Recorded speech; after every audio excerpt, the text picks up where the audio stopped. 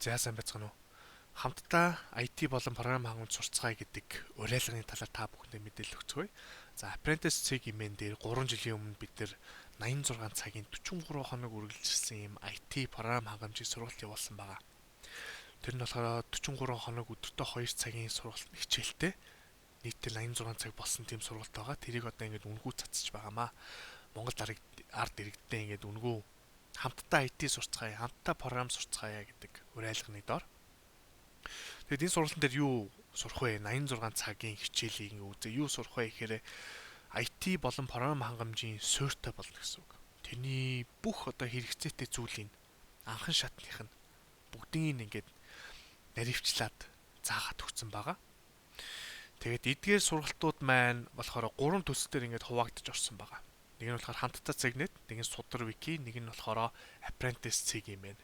Эхний 15 нь хамтдаа дээр, дараагийнх нь 15 нь судар вики дээр, дараагийнх нь 13 нь Apprentice цэг юм дээр орсон байгаа.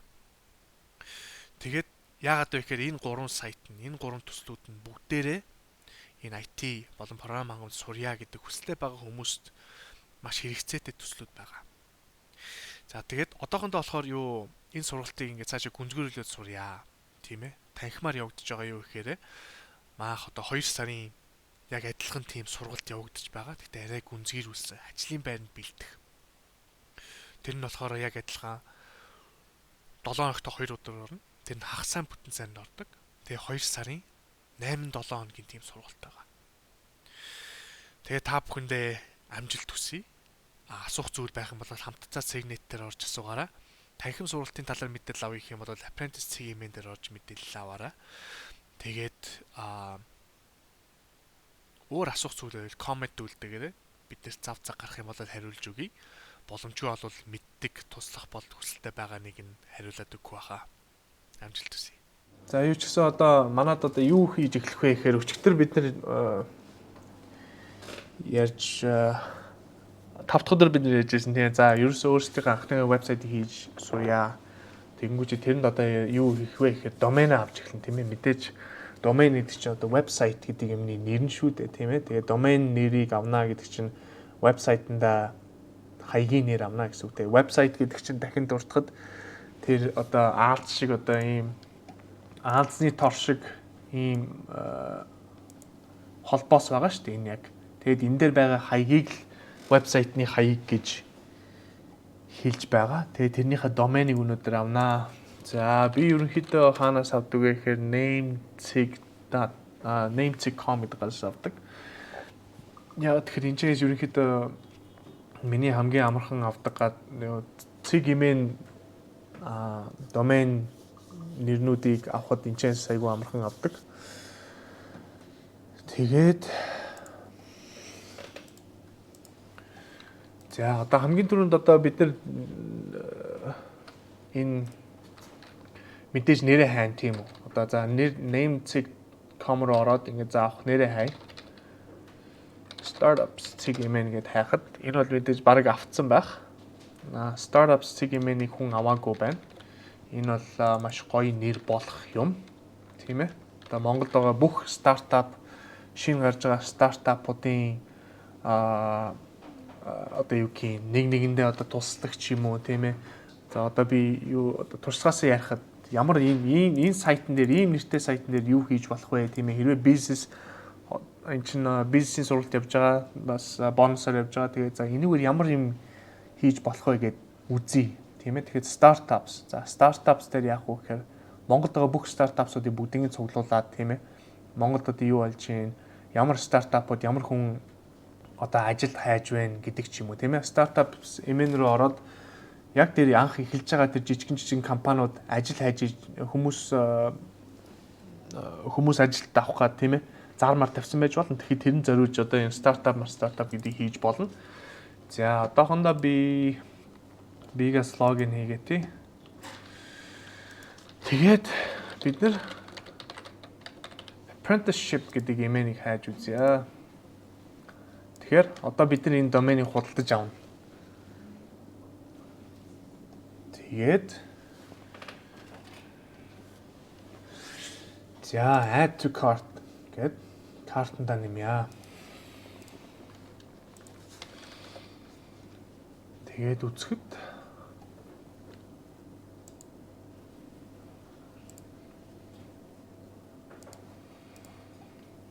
за энийг жоохон томсгоод та бүхэнд харуулъя.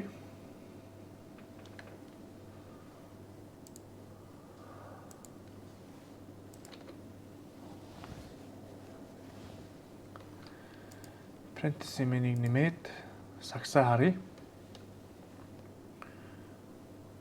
За энэ бас сурталчилгааны юм байна. Энийг алгасаад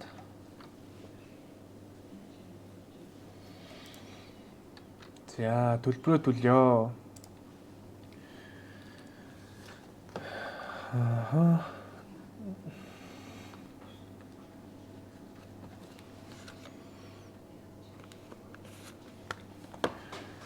За одоо ингээд бид нар анх удаага ингээд өөрийнхөө вебсайтыг худалдаж авч байгаа гэсэн үг тийм ээ. Вебсайтынхаа нэрийг авч байгаа гэсэн үг баггүй юу?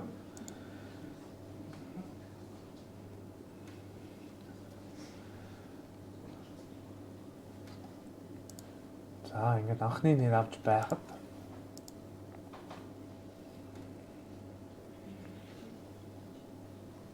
apprenticeship цэг имэйл тийм ээ. За manage domains гэдэг рүү оръё.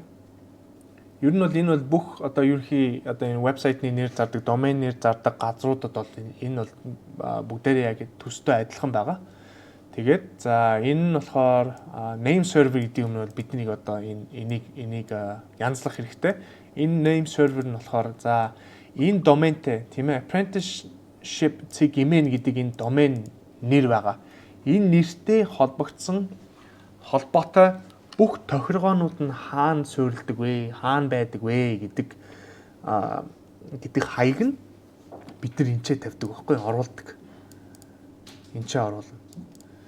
За тэгээд бид нар одоо нөгөө WHM гэдэг юм хийсэн шүү дээ. Өмнө 5 дахь өдөр WHM дээр шинэ одоо аккаунт нээж өгөн. Тэгэнгүүт чинь cPanel-тай аккаунт нээж өгнө. Тэгээ cPanel дотор нь бас хэд хэдэн одоо вебсайтууд явж болдог гэж бид нэр хийсэн тийм ээ. За яг тэр шиг чинь л одоо тэрийг бодитоор одоо хэдүүл үүсгэх гэж байна.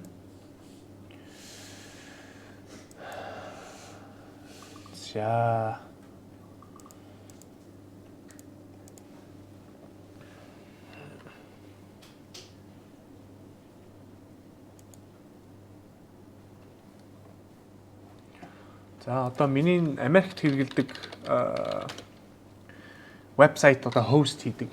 Би 5 дахь өдөр бас ярьсан тийм ээ. За хэрвээ бид нар одоо хүмүүст ингэж вебсайт хийж өгөх гэж байгаа бол хэрвээ бид нар ингэж вебсайт хийж өгч зардаг, эсвэл хостинг хийгээд төлбөрөө авдаг тийм ээ. Сар болгон хүмүүсээс төлбөр авдаг тийм байх юм бол тийм байх маа заавал cPanel-аар дагж хийнэ гэж байгаа тийм ээ. Тэрийг нь одоо өнөөдөр яг бүх тохиргоог нь хийж орё. За манай аккаунт руу ингэж оронгууд би энэ ч дахин ийм хамгаалалт юм хийсэн байгаа.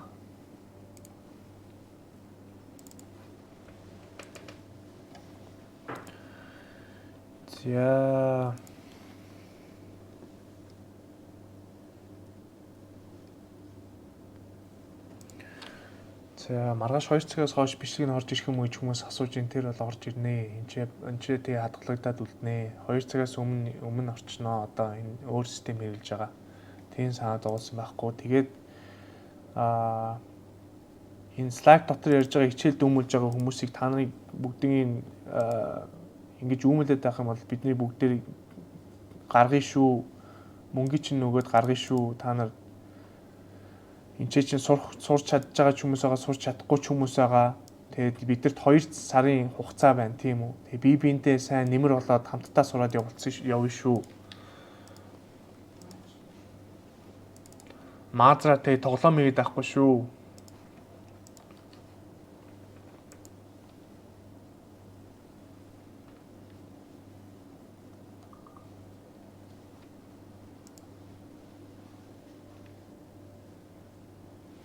За name.com гэдэг нь болохоор энэ тустай юм байнамаа. Зүгээр энийг бол одоо бид нар Монгол вебсайт тийм ээ. За Google-с ч гэсэн авахад бид нар domains.cig Google гэдээ орчиж болно. Domains.cig Google гэдээ орох юм бол энэ чинээсээ домен нэрээ хайж болно тийм ээ. Тэгвэл Google дээр болохоор бидний одоо монголчуудын хэрэглэдэг цэг имэн гэдэг вебсайтны одоо сүүлийн top level одоо domain name гэж байгаа шүү дээ. Тийм ээ цэг одоо ceg.com гэж байна, ceg.org гэж байна.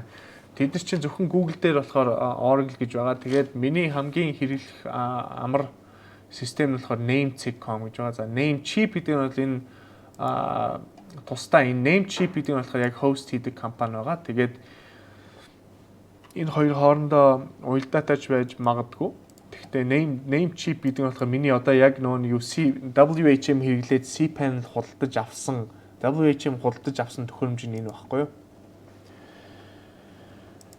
Тэгээд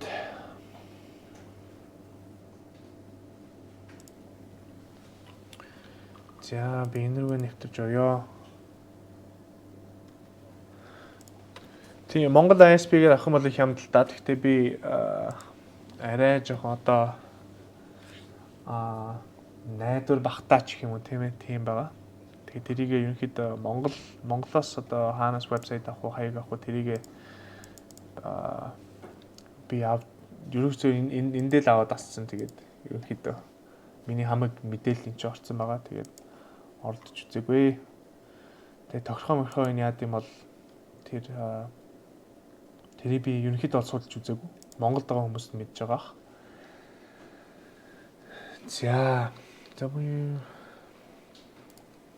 За нэрээ авцсан. Тэгээд ийшээ орох. За төрүүлж байгаарай.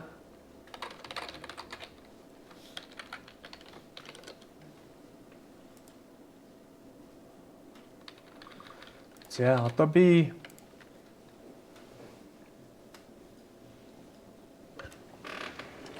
тэг интерфейсүүд нь бол өөр байгаа, хэрэглэдэг юмуд нь бол өөр байгаа. За одоо нэг түрүүн бид нар нэг хэрэглэсэн туршлагаар үзчихсэн WHM байна шүү дээ. Тэр систем нь одоо яг би өөрийнхөө хэрэглэдэг систем рүү логин хийж орох гэж байна. Тэгээд энэ ч би 4 сарын 2-ны хичээл дээр энэ линкийг оруулсан байгаа. Тэгээд энэ дээр дараад ороод үзэнгүүт бид нар ийшээ орж байгаа. За энэ болохоор нөгөө демо хийдэг, туршлага хийдэг юм байгаамаа. Тэгээд би одоо яг өөрийнхөө бодитоор ингэж ороход одоо би юу хийх гэж байна вэ гэхээр энэ WHN дотор чинь дахиж бид түр юу сурлаа. Одоо cPanel гэдэг систем хийж сурсан тийм ээ. cPanel гэдгийг одоо би энэ чинь үүсгэж байгаа хгүй шинэ аккаунт. Одоо би хэрвээ нэг хүн орж ирээд apprenticeship email-ийг авчаад миний domain нэрийг одоо танах host хийгээч гэнгүүт бид нар ийм дээр хийх байхгүй юу. За одоо яг энэ бодтоор харуулъя. Тэгээд одоо миний өмнө хийсэн юмуд аль хийсэн бэлэн болцсон байгаа. Тэгээд би ер нь package бол тэгээ ерөөсөө сонгодгоо. Яагаад гэхээр энийг би өөрөө хэрэглэдэг болохоор. Тэгээд за одоо энэ domain name гэдэг дээр нь бид нар apprenticeship email гэдэг тавина тийм ээ. Яагаад гэхээр одоо энэ WHM байгаа host хийж байгаа энэ сервер дээр танаа сервер дээр чинь apprenticeship цэг email гэдэг хаяг байна уу? Тийм вебсайт байна уу гэхээр энэ бид нар одоо тэгж бүртгүүлж байгаа. Тэгээд энэ WHM энийгээ харчаад байгаа гэдээ одоо хаашаа уулах вэ гэдгийг бид нар одоо энэ ч тохируулна. За энэ дээр нь би apprenticeship гэд биччихье. Тэгээд нууц үгийн нууц үг нь бигас хийгэтя.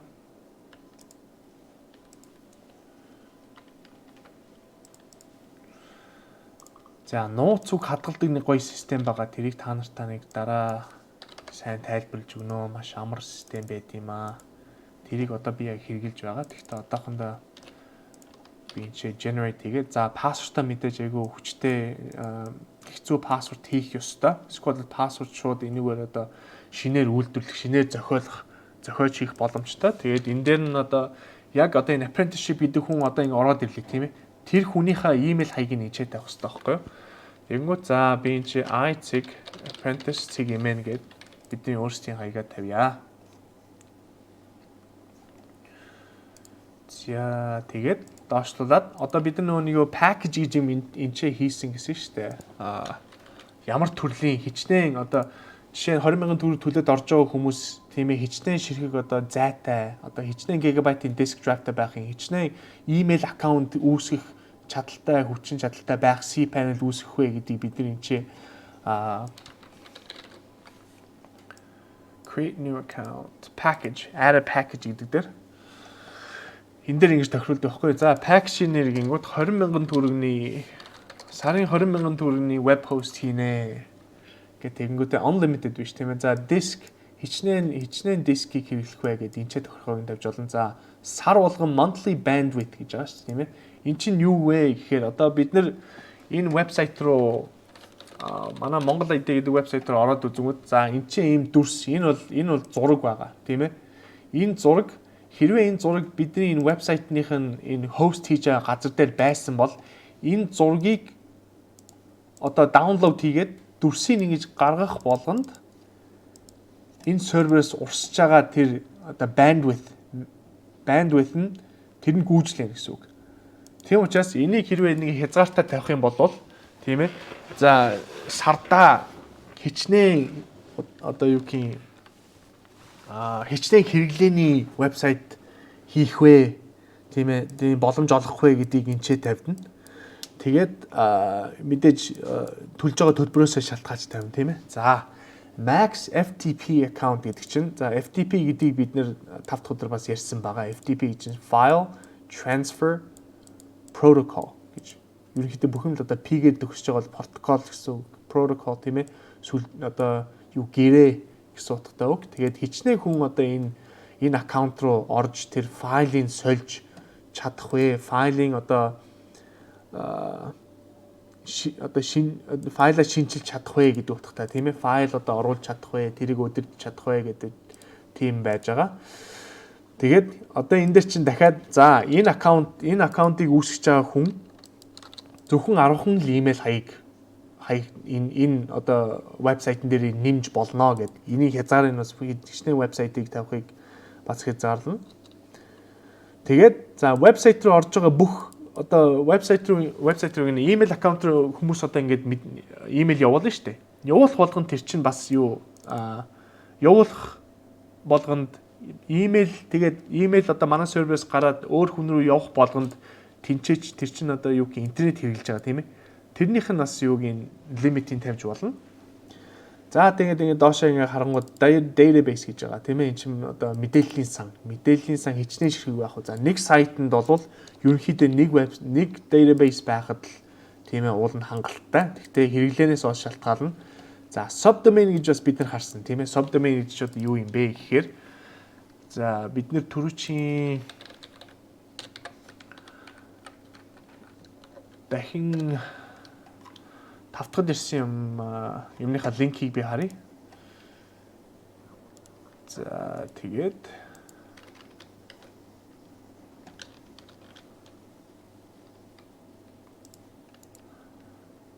за төрүүлж байгаа да.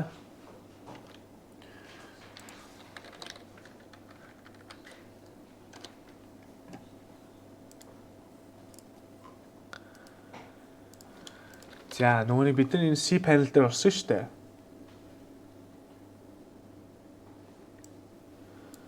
Дүрсний чанар одоо сайн болсон байх ёстой шүү. Шалгаад үзээрэй.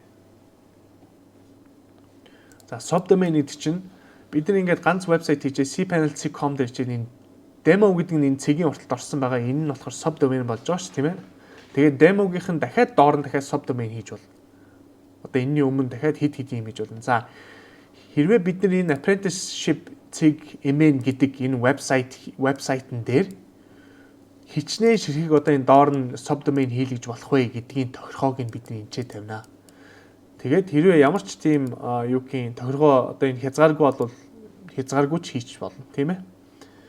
За parked domain гэдэг бол зүгээр ингээд хадгалж байгаа domain нэрийг худалдаж авчаа зүгээр энчээ ингээд parkln тийм ээ. Одоо зүгээр зогсоол гэж аахгүй domain нэрийн зогсоол хийж болно.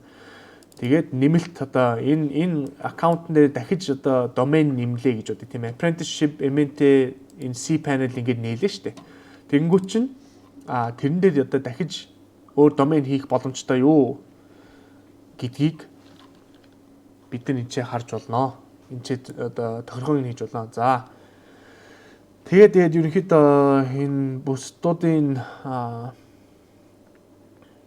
тийм ээ ингээд харахад unlimited байж болно. Тэгээд энийг бол тохиргоогоор бол яг тэр хэрэглээнийхээ хэмжээгээр бид нар тохируулна.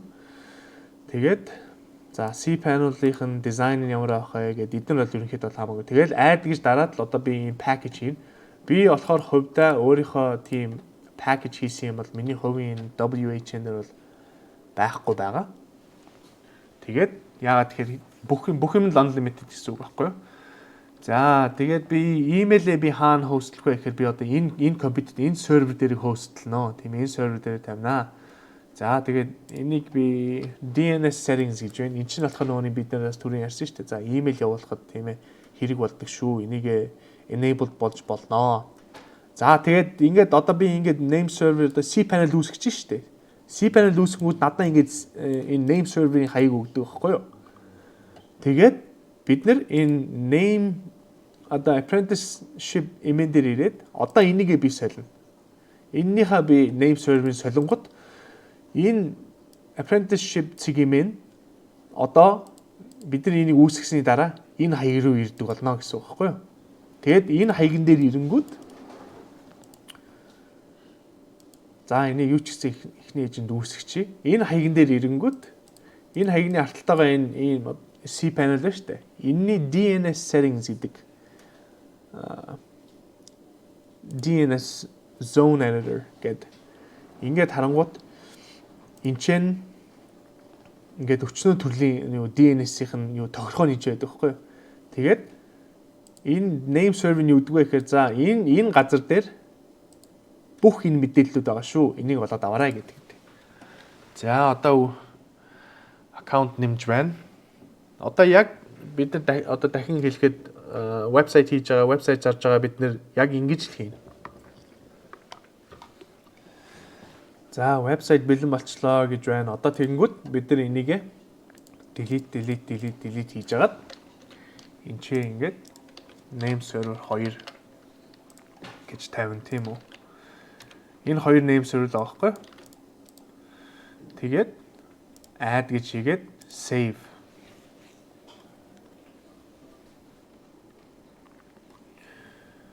За одоо ерөнхийдөө ингэж болж байгаа.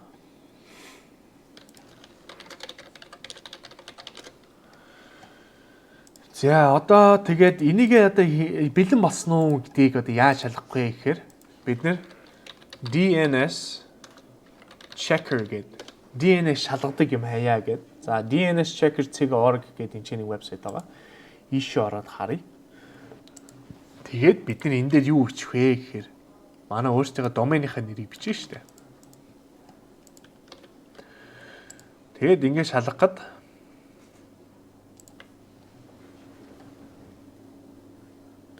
ингээд нөгөө баахан цэгнүүд дэлхийд даяар ингэ байсан холбооны одоо интернетийн компаниудын цэгнүүд нь шүү дээ. Эдгээр чинь одоо бүгдээр ногоон юутай гарч иж байна. За IP address-ийг ингээд харангуут чинь манай одоо энэ вебсайтын байж байгаа вебсайтны байрал дээр байгаа IP address нэгээ гараад ирж байгаа байхгүй юу? Тэгээд одоо бид нэр вебсайтн дээр ороод үзье. Parked website байх шиг байна.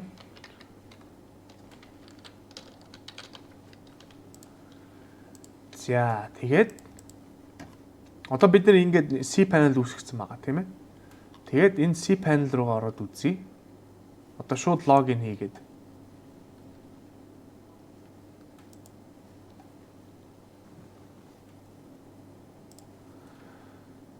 За энийг би copy хийчихье.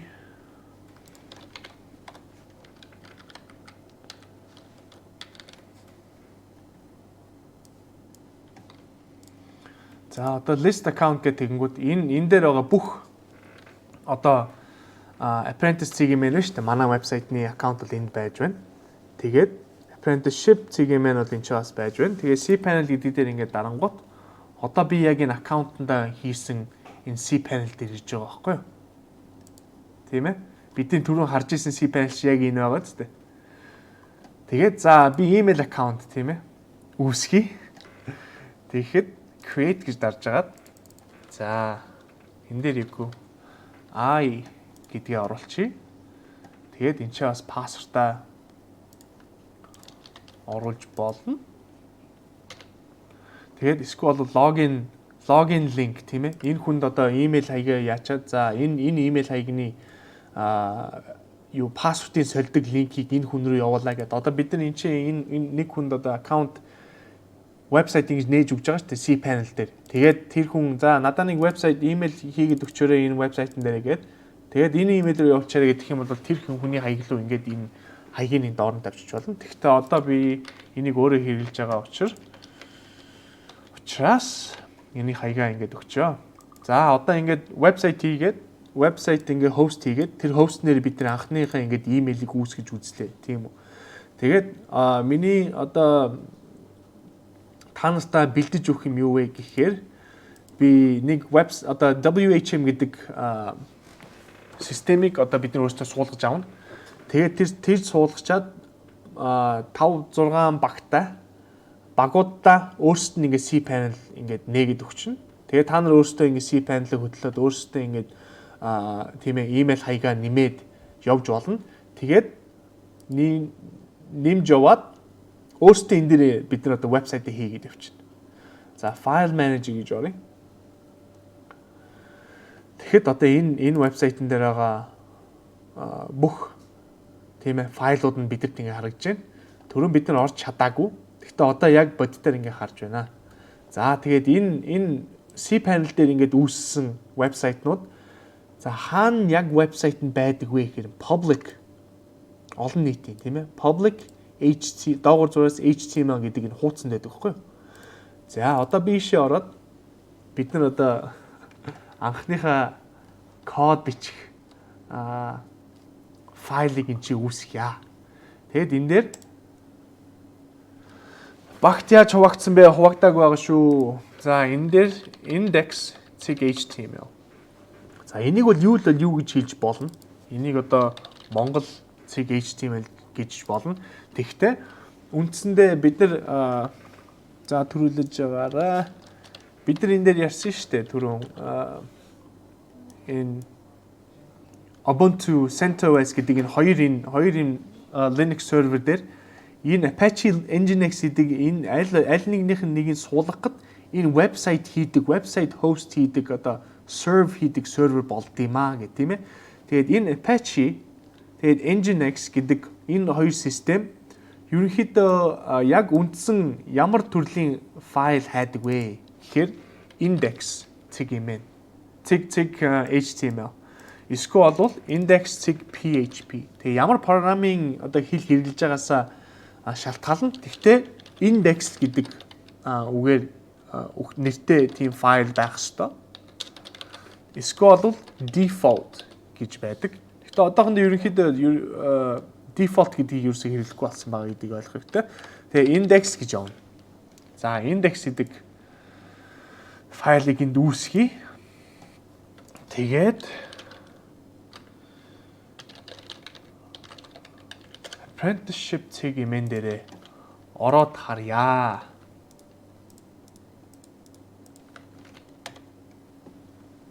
Тэнгүү чинь цав цагаан юм. Нөгөө park domain гэсэн юм гарахаа болчихж байгаа тийм ээ. За одоо энийг бид нар энэ файл HTML editor гэдэг ингээд оръё. Тэнгүүд одоо бид нар энд байгаа файлаа одоо ингэж юу янзалж үүсгэх гэж байна. За хэрвээ энэ болохгүй бол саан зовсны хэрэггүй. Гэхдээ бид нар одоо ингэ ерөнхийдөө вебсайтаа домен нэрээ авчлаа, тийм үү? Домен нэрээ авчаад домен нэрээ WHM гэдэг юм дээр өөрсдийнхөө cPanel-ыг үүсгэчлээ. Үүсгэчээд cPanel руугаа энэ домен name-ийнхаа name server гэдгийг за энэ хаяг дээр байгаа шүү. Энэ domain name-ний domain одоо нэрний бүх тохиргоо нь энэ хаяг дээр байгаа шүү. Энэ хаяг дээр очиад аваарэ гэтэнгүүт бид нар дээр энэ хаяг дээр хүрээд ирж байгаа байхгүй юу? Тийм ээ. Манай энэ host хийж байгаа cPanel дээр ирж байгаа шүү дээ. cPanel дээр яадаг вэ гэхээр бид нар бүх вебсайтын тохиргоог хийнэ гэж тав дахь өдөр бид нар ярьсан тийм ээ. Тэгээд за ерөнхийдөө ингээд бид нар яаж байгаа вебсайт одоо нэрээ худалдаж аваад тэгээд хостинг хийхэд ийм амархан энэ нэг тийм зовоод байх зүйл байхгүй. Энэ төхөөрөмжүүд бол нэг айгаад байх юм байхгүй. Энийг одоо бид нар вебсайт хостинг хийж яхад энийг бол за бараг 90% юм уу 70% нь бол бид нар бол хэрэглэхгүй. Тэгэд хэрэглэдэг хэдэн зүйл байгаа. За PHP MyAdmin гэдээ хэлж байсан тийм ээ. Тэрийг одоо ингээд өнгөцгөн харуулхад за би эхлээд database одоо мэдээллийн сангаа үүсгэсэн дээр байх. Гэхдээ юу ч гэсэн ороод харъя. За ямар яг бодитоор юу харагдсан юм бэ гэдгийг бид нар энэ 5 дахь дээр харж чадаагүй. Яагаад тэгэхээр нөгөө сургалтын демо хэрэгжилж ирсэн болохоор тийм ээ. За одоо ингээд харангууд энэ дотор бол бидэрт ямар ч тийм database байхгүй байхгүй юу? Database үүсгээгүй байгаа. Тийм ээ. Тэгээд одоо хэрвээ бид нар энэ ч хүнд одоо вебсайт хийж өгөөд за ганцхан л тийм ээ database одоо үүсгэж болно шүү, мэдээллийн сан үүсгэж болно шүү гэсэн бол тэр хүн ийшээгээ ингэж ороод create a new database гэж аахгүй. Одоо энэ вебсайтн дээр явагдаж байгаа бид нар түрүү манай MGL Live гэдэг вебсайт руу орсон шүү дээ. Тэр нь болохоор чинь WordPress гэдэг систем дээр явж байгаа content management system. Тэгээд энэ явж байгаа энэ алталт нь одоо энэ зураг мураг гарч байгаа тийм ээ. Энэ бол бүгдээрээ тэр database-наас ирж байгаа. Энэ бол яг ингэ файлаараа хадгалагдахгүй зүйл. Энэ бол шууд мэдээллийн сангаас орж иж байгаа зүйлс байгаа. Энэ хай одоо юу гэх энэ title гэж байгаа шүү тийм ээ. Гарчиг нь тэгээд үндсэн одоо яг бичсэн юмнууд нь бүгдээрээ database-ээс орж иж байгаа. Тийм учраас ерөнхийдөө ямарваа нэгэн одоо орчин үеийн вебсайт хийхэд заавал database ерөнхийдөө хэрэгтэй болно. Database хэрэглэхгүй вебсайт гэх юм бол зүгээр одоо зураг мураг тийм ээ одоо мэдээллийн төрлийн одоо танилцуулга зүйл тавих вебсайтнууд л одоо ерөнхийдөө энэчээ тавигдана. Тэгээд database ямар ч бол хэрэггүй гэсэн үг. Гэхдээ орчин үед бол ерөнхийдөө бол хэрэгтэй болно. За apprenticeship доогуур зураас тэгээд одоо database-ийнхаа нэрийг энчээ бичиж. За энчээ бичингүүд энэ хоёр холбогдоод одоо яг database-ийн нэр нь болно шүү. Ингээд бүгдээрээ нийлээ, тийм ээ. За тэгээд database нэмэхээс өмнө бид нар одоо энчээ одоо database руу ороод юмаа ингээд үзээд мэдээллийн сангаа шалгаж явах аккаунт нээх ёстой. Тэрэн дээр одоо бид нар энчээ юу гэх apprenticeship admin гэдэг нэг аккаунт нээчихье, тийм ээ. За энэ дээр нь болохоор би дахиж нэг пассворд хийгээд аваа тий. Тэгээд бид нар apprenticeship доогоор зураас admin гэдэг нэг аккаунт нээж байгаа байхгүй юу? За тэгээд ийм нөгөө apprenticeship доогоор зураас гээд нийлэл ингээд нэр нь гараад ирчихэж байгааз. Одоо энэ нэрээр бид нар одоо дараагийн үүсгэх database-тэй холбогдох боломжтой болгоно гэсэн үг. За apprenticeship main гэдэг дахиад адилхан нэртэй өгчий. Тэр нь бид нар санахад амар тийм ээ. Тэгээд create database гэдэг дээр дарыг. Тэгэнгүүт за database ингээд үүсчлээ гэд. За одоо PHP MyAdmin дээр буцаад ороод ирэхэд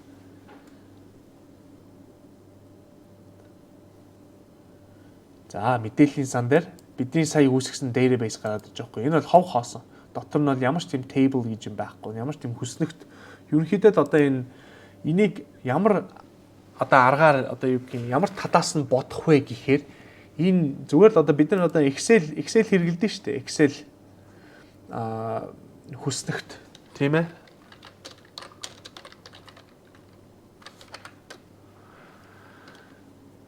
Google Sheets руу оръё.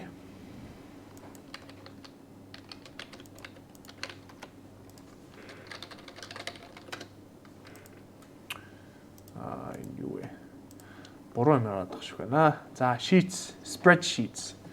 Тэгээд бид нар одоо ингээ харахад яг зүгээр юм хүснэгчиг л юм байгаа байхгүй юу? Энэ database гэдэг юм чинь энэ дотор байгаа юмнууд. Тэгээ энэс бол ерөөсөө айгаад байх юм байхгүй шүү. Энд бол хэрэгэлдэг нэг ерөнхийдөө хэрэгэлдэг нэг 3 4 л томьёо гэх юм уу? Хэрэгэлдэг зүйлс байгаа. Тэгээд за хүмүүс толгой 360 ирчихлээ. Database тэр вебсайтынхаа юуг оруулдаг гэсэн бэ? За одоо энэ бид нар энэ хуудас биш үү? Энэ хуудсыг ингээд харахад тэрийг бол бид нар цаашаа гүнзгийрүүл сурна шүү. Энийг бол би одоохондоо зүгээр л тайлбарлаад яаж вебсайт хийх вэ? Яаж нөгөө нэг өмнө 5 дахь өдөр сурсан cPanel гэдэг одоо систем байгаа тийм ээ? Энэ систем. Тэгээд WHM гэдэг бас систем байгаа. Энэ системнүүдээ яаж хэрэгжилж вебсайтаа үүсгэх вэ? Тэгээд бид нар вебсайтаа үүсгэснийхаа дараа өөрсдөө энэ дээр файлуудаа нэмээд одоо суулгах юм байна. За WordPress-ийнх юм бол суулгах юм суулгаад тэр дараагийнханд маш одоо юу гэх дэлгэрэнгүй хэрэглээд явна шүү. Тэгэд энийг ингээд мэдхгүй юмудаа тэмдэглэлийнхаа дэвтэр дээр бичээд яваарэ, тийм ээ. Тэгээд энийг дэлгэрэнгүй заанаа гэдгийг дахин дурдъя. За одоо энэ дахиад буцаад энэ Монгол ID MG Life гэдэг вебсайт дээр ирэхэд энэ доор байгаа энэ мэдээллүүд гарч иж байгаа тийм ээ. Энэ бүгдээрээ ингээд одоо ганцхан файл юм шиг л харагдаж байгаа. Гэхдээ энэ файл чинь болохоор цаанаасаа үүсгэж байгаа яг бодитоор энэ дээр байхгүй файл аахгүй. Зарим нь шууд энэ мэдээллийн сангаас орж иж байгаа. Зарим одоо ингээд энэ хэсэг байгааз энэ хэсгийг бид нар энэ дотроо ингээд сандаа хадгалчих болдог гэсэн үг байхгүй юу? Яг шууд файлн дээр хадгалахдаггүй. Тэгээд бид нар бол тэгээд дадлага хийгээд явнаа. Дадлага хийхэд бол бид нар та нарт одоо энэ өөрийн чинь cPanel-ыг одоо үүсгэж өгөхийг бодноо. Тэр бол жоохон үнэтэй одоо юу байгаа. Тэрийг би тэгээд зохицуулаад та нарт хийж өгнө. Тэгээд хийж өгөхөд бодитоор үнэхээр туршлага хийгээд явна шүү гэдгийг дахин сануулъя. Тэгээд за ингэж одоо ерөнхийдөө вебсайт худалдаж авна. Вебсайтынхаа тохирхоог одоо WHM дээр хийн, cPanel дээр хийн. Та нартаа би тэр туршлага хийдэг линкүүдийг бүгднийг манай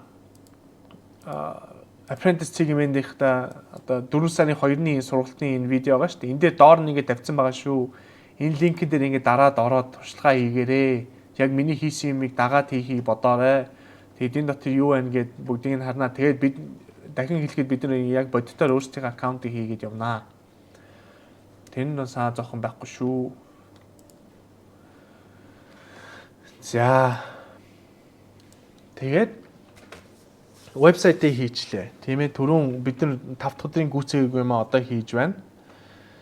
Тэгээд зарим хүмүүсийн санал орж ирж байна. Тэгээд зарим хүмүүс нь одоо тийм ээ маркетингийн юм хамтдаа сурах одоо хүсэлтэй байгаа. Тэгээд тэдэн лүгээ одоо дараагийнхаа хэсэгтээ шилжиж орноо. Тэрх үеэс өмнө дараагийнх үед орохоос өмнө та наrast асуух зүйл байна уу? Одоо энэ WHM cPanel гэдэг өнгө сая би домен нэрээ энэчээс авлаа тийм ээ дахин дуртахад домен нэмээ ингээ худалдаж авлаа.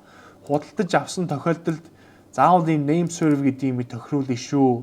Хэрвээ өөр газраас авах юм бол заримдаа энэ хаяа хамтдаа зүгээр cPanel-ийг өөрөө цаанаас үүсгээд өгчдөг хүн газрууд зөндөө байгаа шүү. Гэхдээ миний тохиргоо нь болохоор яагаад ингэж хийдэг вэ гэхээр би өөрийнхөө энэ явуулж байгаа вебсайтыг өөр газрууд байлгадаг. Тэрийг ингэ тохиргоог нь хийхэд энэ надад амар байд юм аа. Гэхдээ яг бүхэл бүтэн ингээд бүгднийг ингээд хийгээд явхад та нарт хэрэгтэй шүү.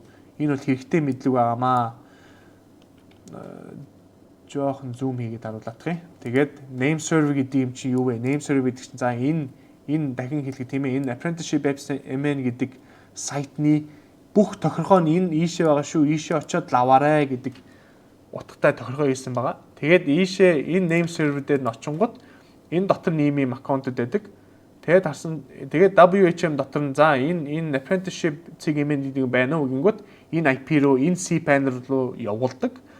Тэгээд энэ cPanel дээр ороод ирэнгүүт бидний энэ DNS domain name service гэдэг DNS гэдэг энэ иш ороод харангууд за яг энэ вебсайт бид нар байгаа гэдгийг тодорхой ингэж харагдаж байгаа.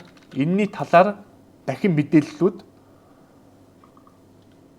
ингээд дотор нь байгаа байхгүй юу? За энэ A record гэж байгаа. Энэ A record. За энэ болохоор яадаг вэ гэхээр яг энэ гол энэ domain нэр байна шүү дээ. Энэ domain нэр аль IP address дээр байдаг вэ гэдэг. Бид нар түрүү IP address гэж сурсан шүү дээ хамгийн анхны сургалтын дээр. Тийм ээ? За энэ IP address IP location гэдэг харъя. Энэ IP address яг хаана байрлаж байна вэ гэдэг тийм ээ. Тэгэхэд бодитоор энэ бодит газар дээр сервер дээр явж байгаа байхгүй юу? Атланта одоо Georgia гэдэг мужийн Америкийн Georgia гэдэг мужийн Атланта гэдэг хотод байна. Яг бодитоор байрлал нь энэ харагдж байна гэх тийм ээ. Тэгээд вебсайт руу орж байгаа хүмүүс энэ хаягийг хайгаад очиход хамгийн сүүлд нь энэ IP дээр л очиж байгаа хэрэгтэй байхгүй юу? Тэгээд за бид нар түрүүн хамгийн анхнд дадлагжиж ингэж хийсэн юм байна шүү дээ. нэг юу command prompt дээр тийм ээ. Энэ дээр хийсэн. За одоо бид нар tracer гэдэг trace route гэсэн шүү дээ. Apprenticeship эмэн дээр үзье тийм ээ. Дахин үзэхэд. Тэгээд за 100 энэ нөгөө манай раутер дээр эхлээд очсон байгаа. Тэгээд 10-аар эхэлдэг чинь юу вэ? Intranet тийм ээ. Local. Тэгээ одоо Монгол дотор байгаа интернетийн системнээс гараагүй л явж гин гэсэн үг юм. Тэгээд за 10 энэ нь Unitel дотор яваад л гэсэн үг. Тэгээд энээсээ гараад Атланта, Жоржи руу очих гэж байгаа гэсэн үг.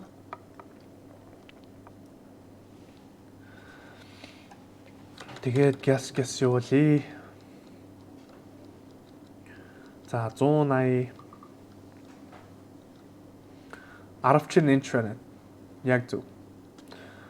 Тэгээд хамгийн сүүлд хаашаа очих вэ? За энэ жоохон удаан явж иж яагаад явж байна вэ? Явах магадaltaй вэ гэхэд бид нар дөнгөж сая энэ apprenticeship цэг имэн гэдэг вебсайтны доменийг худалдаж аваад тэгээд тэр домен авсан доменийх нь мэдээлэл нь бүх одоо name server байгаа шүү дээ. Бүх мэдээлэл нь бүгдээрээ энэ одоо бүх цэгнүүд рүү одоо их цэгнүүд рүү гол төвүүд рүү ингэ цацагдах хэрэгтэй байхгүй юу? Тэгээд зарим нь цацагтаагүй болвол тэр жоохон удаан энэ манай төхөөрөмж тийм ээ маш жоохон удаан хайж иж магадгүй. Тэгээд хамгийн сүүлд 15 дээр очиж зогсчих. Тэгэд ерөнхийдөө сүүлд нь манай вебсайтны хаягн дээр ирэх ёстой. Тэрийг биднэрт одоо энийг би явуулаад орчих тий хаяг хэдүүлээ дараа нь шалгая. Хичээл хизээ хадгалагдах вэ гэж байна. Хичээл шууд ороо хадгалагдана. Одоо би энийг бичиж дуусчаад тэгээд талын шууд аплод хийчихнэ. Дахиад үзэж болно шүү. Дахиад үзэх хэрэгтэй. Энийг дахиж одоо зөндөө бичлэг хийсэн тийм ээ энийг дахиж үзэх хэрэгтэй. Хажуугаар нь тэр тэмдэглэж авсан бүх юмаа шалгаад өөрөө энийг дахиж үзэхээс өмнө ямар юм тэмдэглэж авсан тэр юмар юу санаж байна. Тэрийгээ сайн бодож жогоод тэгээд дахиж энэ видео үзээд явна шүү. Энийг гэхдээ маш бодитоор нь одоо ингээд амьдралаар нь одоо юу байна гэдэг тийм ээ. За IP хажуудыг бид түрүүн сурс одоо ойлголттой олж авсан. Тэгээд мэдээж энэ одоо домен нэм чинь энэ IP хажууд дээр очиж байх хэрэгтэй гэх тийм ээ. Тэр мэрийг бол бид бүгдээрээ сурж авсан. За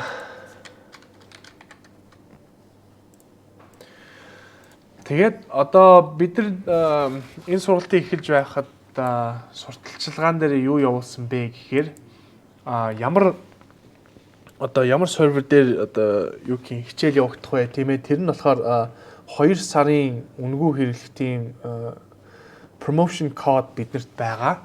Тэр promotion code өгөөд одоо бид нар өөрсдийнхөө сервертэй болноо. Одоо бид нар түрүүн хэлсэн шүү дээ энэ одоо Linux гэдэг энэ сервер байгаа. Ийм сервертэй болноо. Тэгээд бүгдээрээ хамтдаа ороод энэ чинь ингээд намайг дагаад хийгээд явна шүү. Яг бодитоор үзэж явна. Тэрэнд суулгах юмнуудыг одоо би хэлээд өгнө. Тэгээд суулгана. Тэгээд суулгахаас өмнө 5 дахь өдөр юу ярьсан бэ гэхээр зарим хүмүүст одоо бид нар шууд cPanel дээр ингээд жижигэн вебсайтууд ингээд үүсгээд тийм ээ cPanel-ийг зохицуулаад хийлгээд явчих болно. Гэхдээ зарим вебсайтууд айгүй ачаал ихтэй. Тийм учраас тусгай өөрсдөд нь зориулж ийм virtual server ингэж үүсгэхдээ шүү. Яагаад тэгэхээр одоо бидний хэрэглэж байгаа WHM байж тээ. Эн чинь миний хэрэглэж байгаа WHM бас өөр хүний хэрэглэж байгаа WHM зөндөө бүгдээрээ ингэж байгаа шүү. Бүгдээрээ ингэж нэг сервер дээр л байгаа. Тийм ээ. Нэг сервер дээр 10-20 ийм WHM сууж байгаа. Миний одоо яг энэ харж байсан энэ ганц ийм сервер байгаа шүү дээ. Энэ дээр дотор нь хид хідэн ийм WHM байгаа. Тэгээ WHM дотор ингээд дахиад хид хідэн cPanel-ууд хид хідэн вебсайтууд байгаа байхгүй юу? Тэгэд хэрэгцээ шаардлагатай вебсайтнууд энэ бол яагаад ч хүрэхгүй шүү. Тийм учраас тэрэн зориулж бид нэр одоо тусгай яг өөрийн гэсэн тэр хостинг авна шүү гэдгийг хэлсэн байгаа. Тэрийг авахын тулд тэрнийхээ линкийг одоо бид нэр та нарт явуулъя. Төр хүлээж байгаарай.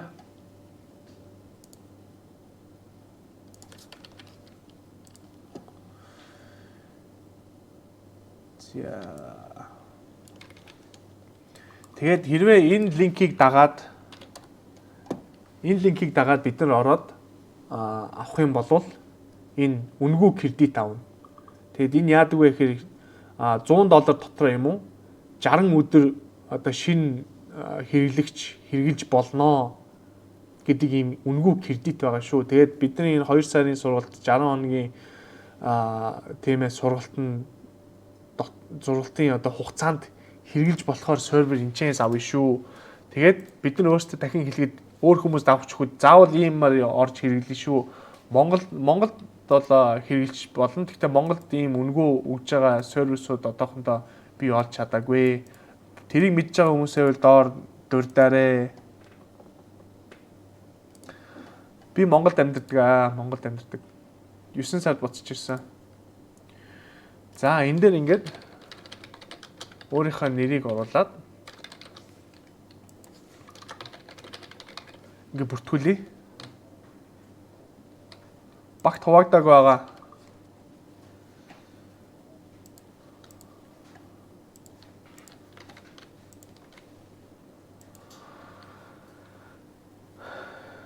За нэг бид нэр дагаад хийж болно шүү.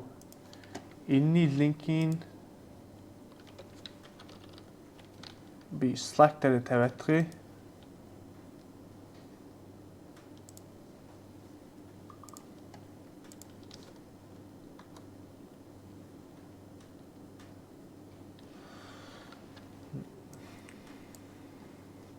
За энэ линкийг дагаад оронгууд бид нар ийм үнэгүй 2 сарын хэрэглээний сервер авах боломжтой шүү. Нэгийг яс батлаа тий.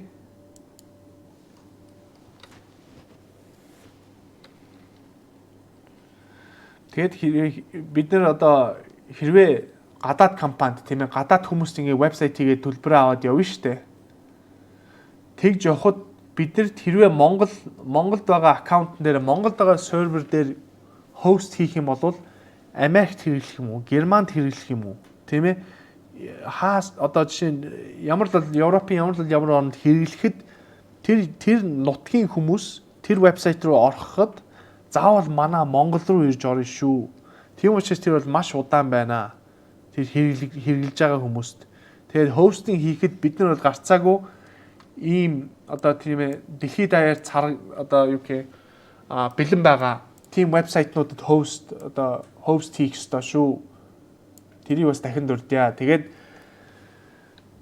баахан одоо дахин дуртахад тийм ээ энэ баахан цэгнүүд хэрвээ Америкаас Монголд одоо суурилсан вебсайт руу ороход ийм их том газар гаталчиж энэчээс вебсайтын мэдээллийг аваад бид нар тэрийг буцааж гадаад Америкт байгаа хүмүүс рүү явуулна гэсэн үг шүү.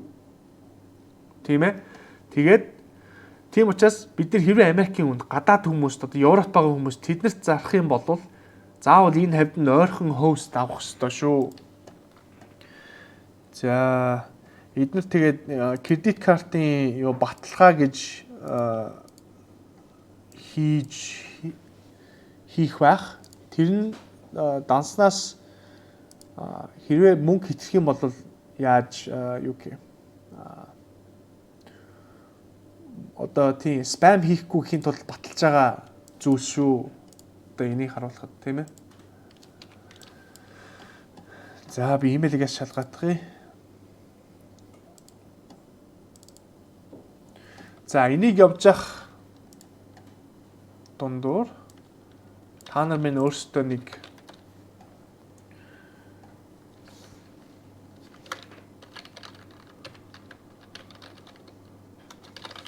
ийм төхөөрөмж суулгаад аваарай. Pori гэдэг. Эннийхээ линкийг би бас Slack дээр оруулчихъя. Энийг хэрэглэж хагаад одоо миний үүсгэх гэж байгаа энэ сервер руу орно шүү. За би кредит картын мэдээллийг хийгээд баталгаажуулах. Тэгэд энийг бол ингэж байгаа. За бид нар танаа данснаас мөнгө авахгүй. Гэхдээ төр төр баталгаажуулах тийм ээ юу гэх transaction гэж байгаа. Одоо үйлчлэгээний юм явуулж олноо. Тэгээд тэр мөнгө чи буцаад орно шүү гэж байгаа. Тэгээ би энэ дээр өөрийнхөө мэдээллийг тавьчаад яс буцаад ирье.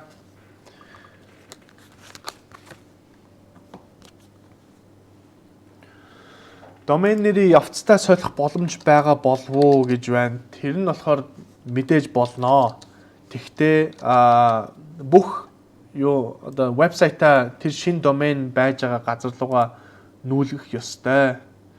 Эсвэл бол cPanel дээр хийж байгаа бол нүүлгэх ёстой. Тэгээд тэрийг бол амархан тохируулждаг зүйл байгаа.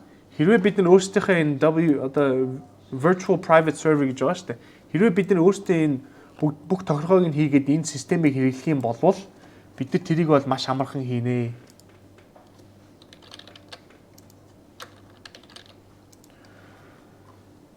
За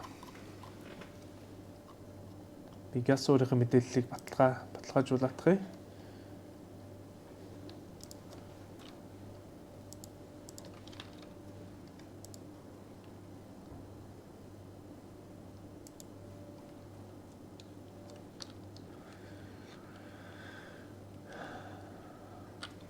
За жоохон удаж байна. За тэгээд миний үнгүү trial оролдлогын гэх юм уу тийм ээ аккаунт одоо activate болчихлоо. Миний данснаас бол мөнгө гарахгүй. Тэгээд надад $100 кредит байгаа шүү. Вебсайтаа WordPress-ийг хийх үү гинэ. WordPress дээр хийн эхнийхээ ямиг бол хийнэ. Тэгээд зав гаруул цаашаа гүнзгийрүүл явнаа. За тэгээд ийшээ ороод бид нэр $100 одоо энэ кредит ингэж авчиж байгаа гэсэн үг. Энэ линкийг дагж яваад deploy. За тэгээд дахин нэхэд make something deploy a virtual machine гэдэгтээ дарж оръё. Өөрийнхөө тийм ээ virtual machine үүсгье гэж байгаа. За Pori гэдэг юуг хуулаад авчаарай. Тэгээд яг алийг хуулж авах вэ гэхээр энэ download гэдэгтээ дараад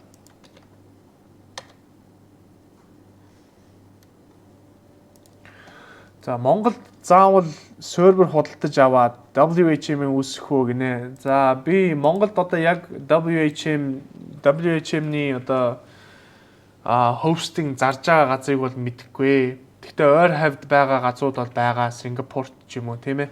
Тим газруудад бол байгаа.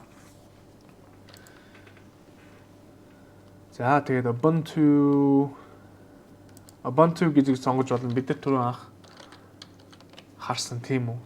Энэ Ubuntu гэдэг сервер. Ubuntu гэдэг Linux систем байгаа. Тэгээд Ubuntu-г сонгож болно. CentOS гэдэг нь байна. CentOS. Тэгээд Ubuntu-г нь одоо сонгочихъя. За зүгээр үндсэн хэрэглээний энэ бол хангалттай том вебсайтнууд. Тэгээд энэ 2 GB-ийн тийм ээ 1 CPU-тай, 2 GB-ийн memory-тай, 50 GB-ийн одоо багтаамжтай, 2 TB-ийн одоо юу урсгалын гэх юм уу тийм ээ bandwidth-тэй. Энэ бол нэг дунд зэргийн вебсайтанд бол боломжтой зүйл шүү $10. Тэгээд бид нар хэрвээ энийг $10 хүсэж байгаа бол тийм ээ $15 ч юм уу тэр одоо худалдаа одоо энэ вебсайт хийлгүүлж байгаа хүмүүсийн хостингын төлбөрийг ингээд аваа явчих болно. Тэгээд одоо та нартай зөвлөж $40-ыг ингээд хийя. За Сингапур ч одоо ерөнхийдөө хамгийн ойрхон байгаа газар биднэрт болж байх шиг байна. Тэгээ газрын зур дээр харъя.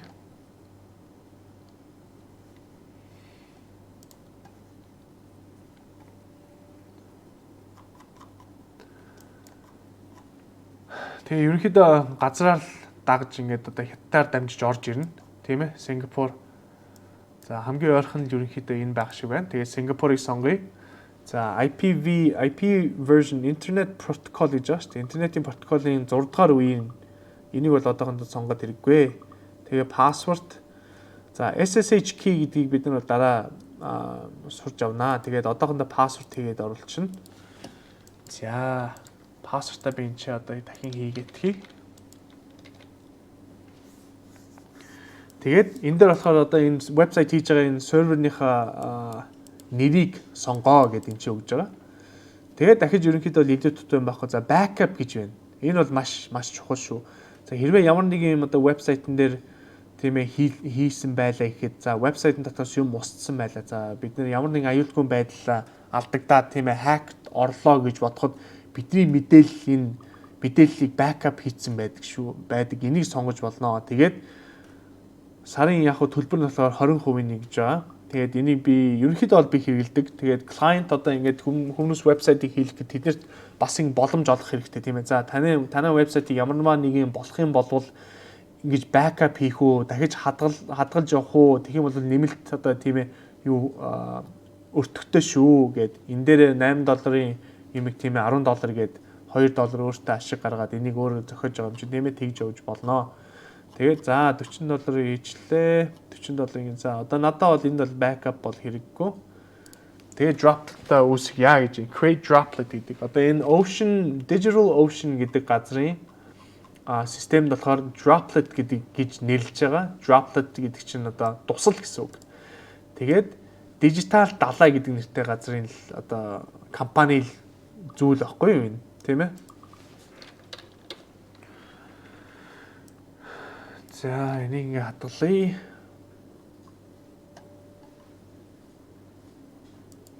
Тэгээд droplets гэдэг дээр оронгууд за бидний одоо хэрэглэх virtual server одоо энэ ч гарч иж байна. Дахин үзүүлэхэд одоо эн чинь миний нөгөө нэг virtual box дотор явж байгаа энэ систем байна шүү дээ. Энэ Ubuntu тийм ээ. ifconfig гэдэг харангууд миний IP address гарч иж байгаа энэ серверийн. Энэ болохоор миний компьютер дотор явж байгаа. Тэгээд шууд ингээд харангууд зүгээр хард дүрс гарч байгаа тийм ээ. Би дахин энэчээс айхан байхгүй шүү. Тэднийг одоо бид нар одоо орж үзнэ. Тэгээд энэ Сингапурт байгаа. Яг бодит сервер нь болохоор Сингапурт байгаа. Одоо бид нэр энэ рүү SSH хийж үзье. За Pori гэдэг юм суулгаад авсан уу? Pori гэдэг зүйлээ суулгаад авсан юм байна уу?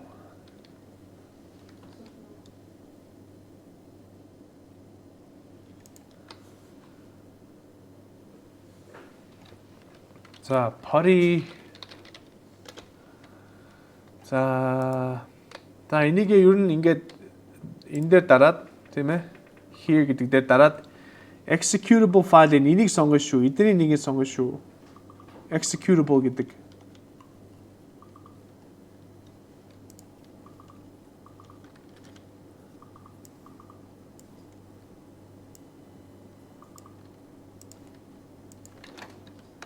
Энийг сонгоно шүү. Зургийг явууллаа.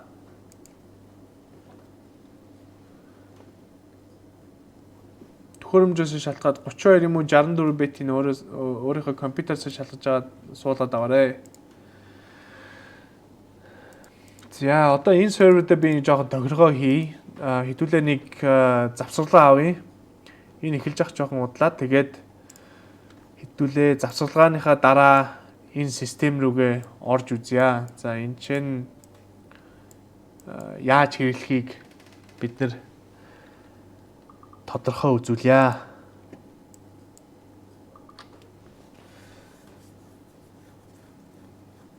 За түр баяртай. Газ завсарлага авах.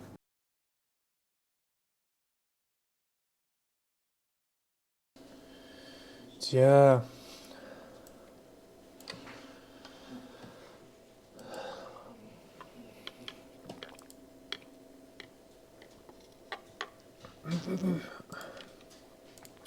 та нар энэ серверыг дахин хэлэхэд одоо би та нарын өмнөөс одоо энэ серверыг үүсгэж байгаа байхгүй энэ сарын $40-ийн төлбөртэй. Тэгээд энэ бид нар бүгдээрээ ийшээ ороод үзнэ. Одоо энэ өөрийн сервер авч байгаа шиг ингээд аваад би та нарт зориулаад ингээд автсан гэсэн үгээ. Тэгээд одоо ийшээ ингээд Pori-го одоо хэрэглэе. За Pori хэрэглэхгүй одоо компьютергүй байгаа утсан дээр суулгая гэж байгаа хүмүүс бол тэр апнуудын талаар би нэг хүнд хариу өгөөд Slack дотор channel дээр оролцсон байгаа. Тэднийг дараа нь дэлгэрэнгүй тайлбарж болно шүү.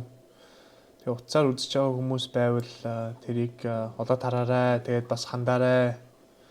Mac дээр ямар ч пари суулгаж хэрэггүй шүү. Mac дээр шууд terminal гэдэг юмыг онгоолгоо шүү. Mac. Тэгээ бид нар зарим хичээлээ бас шууд Mac-аас явах боломжтой байгаа шүү. Тэгээд terminal гэдэг одоо нөгөө command байдаг шүү дээ. Command дээр дарж байгаа space дээр дараад нөгөө юм хайдаг шүү дээ. App хайм тийм ээ.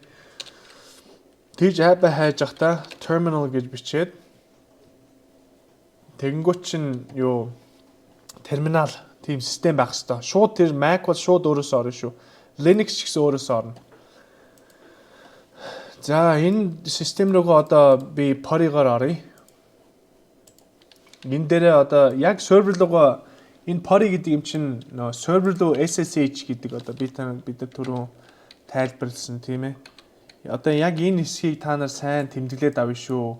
FTP гэж байгаа, SHTP гэж байгаа. Бид нар энэ хоёрыг хэрэгжилж байж одоо энэ вебсайтын дотор байгаа код модоо янзлнаа.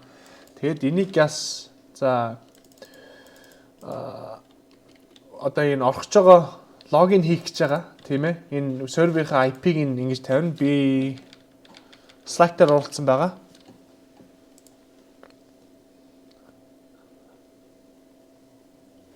Slack дээр энийг би pin хийчихье. За наа чи одоо манайх одоо ингэ бүгдээрээ хэрэглэх Linux Ubuntu гэдэг одоо сервер байгаа шүү. Ерөнхийдөө дэлхийд даяараа хэрэглэгддэг бүх хүмүүс л одоо хэрэглэдэг сервер байгаа шүү. Linux гэдэг систем байгаа шүү. Тэрнлүү ингээд IP address-ээ тавиад порт нь болохоор нөгөө нэг bomb гэж байгаа шүү дээ. 22 дугаар bomb-доор одоо энэ IP дээр байгаа систем рүү бид нар холбогдох гэж байгаа шүү. Тэгээд open гэж даръя. Тэгээд за таах энэ key гэж байгаа энэ түлхүүр энэ серверээс надад буцааж ингэж хийж байгаа хгүй би манай серверийн одоо нэр нь энэ байна одоо fingerprint гэж байгаа. Энэ байна энэ та итгэхгүй гэд яа тэгэхээр энэ одоо хэрвээ бидний дундуур энэ 22 дугаар бомбтоор явж исэн энэ трафик байгаа шүү дээ одоо энэ хүсэлт явуулсан байгаа. Тэр хүсэлтийг хэрвээ дундаар нь ингээд одоо бид нар өөр хүний нэг Wi-Fi дээр сууж илээ гэж тийм ээ. Хуурамч Wi-Fi дээр сууж илээ гэж бодъё. Тэгэхэд тэр Wi-Fi дотор сууж байгаа хүн бидний 22 дугаар бомб руу орох гэж байгаа юмыг шууд дундуур нь ягаад өөрийнхөө компьютер руу ингээд худлаа оруулчих болох байхгүй юу? Тийм хакны юм бол одоо жишээ нь кафе мафед ороод ингээд вебсайт интернет руу холбогдсон байхад тэр кафеных нь вебсайтн дээр хамтдаа ингээд нэртэй ингээд адилхан хийцэн Wi-Fi-ны нэр одоо юу гэх юм hotspot компьютерс ингэ явуулж идэг. Тэгээ ерөөсөө бидний одоо энэ төхөөрөмжүүд Wi-Fi-ныхаа нэр нь л адилхан байх юм шууд холбогдож идэг тийм юутай тохиргоотой байдаг. Тэгээд одоо чинь бид нар одоо том ч юм уу ингэ дотор нь сууж байгаа Wi-Fi-д нь холбогдоод тэгээд холбогдлоо гэж бодоход дараа нь гадуур явж байгангууд тэр том-томын Wi-Fi-тэй яг адилхан нэртэй одоо өөр нэг Wi-Fi авах юм бидний утас моц компьютер шууд холбогддог тийм ээ. Тэр шиг тэр том дотор байсан Wi-Fi нэрийг хуулж аваад би өөрөө компьютерсаа ингээд hotspot үүсгэнгүүт бидний төхөөрөмжүүд бүгдээрээ шууд тийш автоматар холбогддог байхгүй. Тэгээд бид нар одоо ингээд тэр Wi-Fi хийж байгаа хүн тэгээд Wi-Fi руу холбогдож байгаа хүний дунд нь ингээд суучдаг. Тэгээд энэгээр явж байгаа энэ дэлгэц харагдахгүй байна гинүү. Дэлгэц харагдаж байгаа үстэй. Дэлгэц зүгээр харагдаж байна уу? Манайхаа.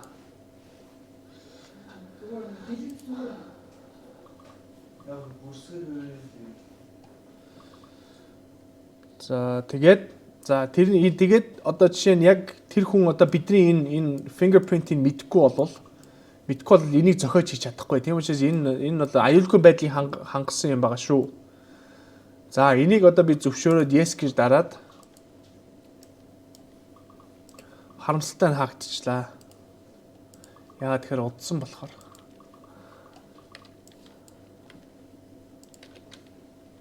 За open гэдэг оръё. Тэнгүүд энэ чи root гэж бичиж жагаад бид нар нөгөө нэг сая анх нөгөө нэг пассворд хадгалсан пассворд оруулсан юм байна шүү дээ. Тэр пассвортаа ингэж хийгээд одоо ингэ би ороод ирчихэж байгаа байхгүй. Одоо би энэ ч нэг localынхаа энэ VirtualBox дээр явуулж ирсэн сервер байна шүү дээ. Яг энтэд яг л адилхан юм байгаа байхгүй тийм ээ. Тэгээд одоо би энэ чи ifconfig гэдэг бид нар нэг interface config гэсэн шүү дээ. Тэрийг за энийг жоохон томсгож болох нь уу? Төрүүлж байгаарэ.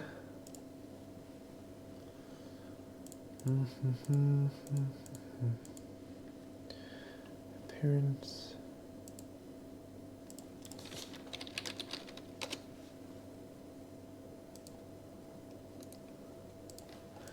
За ifconfig гэдэг. За ifconfig бол энэ чинь суулгааг байна. За бид нар түрүүн дахин хэлэхэд Ubuntu, CentOS гэдэг хоёр төрлийн Linux байгаа гэсэн шүү дээ. Тэгээд тэрний Ubuntu гэдэг нь Debian гэдэг одоо тийм төрлийн Linux байгаа байхгүй юу? Тэгэд энэ одоо Linux энэ компьютер дээр чинь юу ч суугааг байгаа. Хов хаасан. Ямар ч юм суулгааг. Одоо энэ үү ингээд вебсайт дээр орлоо тийм ээ энэ хаяг дээр вебсайт байгаа гэхэд энийг вебсайт одоо хост хийдэг сервер ч байхгүй. Тийм ээ. Тэгэхэд одоо би энэ юм суулгая гэх юм бол за юм суулгая гэх бол apt гэж бичдэг. apt гэдэг нь одоо ямар үгний богиножсон үг вэ гэхээр aptitude гэдэг нэр үг байгаа байхгүй юу? Тэгэд одоо энэ өмнө apt get гэдэг байсан програм байсан. За логин нь одоо өгнө бид нар хэдүүлээ хүн одоо нэмэх ёстой. За apt install гэд за энэ apt гэдэг юмыг хэрэглэж аваад install гэд энэ apt гэдэг програмыг хэрэглэж аваад юм суулгая шүү гэд тэгэд энчээд арталт нь суулгах юм суулгах програмаа бичдэг байхгүй. За одоо apt гэж хийгээд за би та нарыг юу чсэн apprentice гэд хийгээтэй.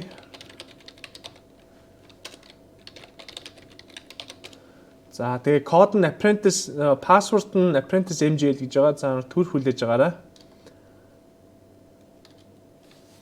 За жижигхан бол харагдахгүй гэж байна. Энийг одоо би жоохон байж байгаа томсгочноо. За төр хүлээж байгаарай.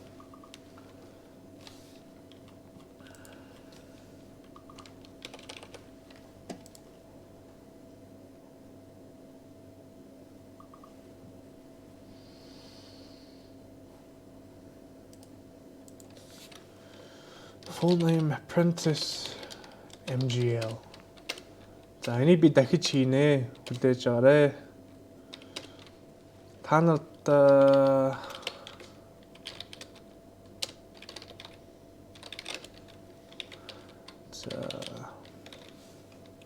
за би энэс гяс гарч байгаа дахиад хийгээе.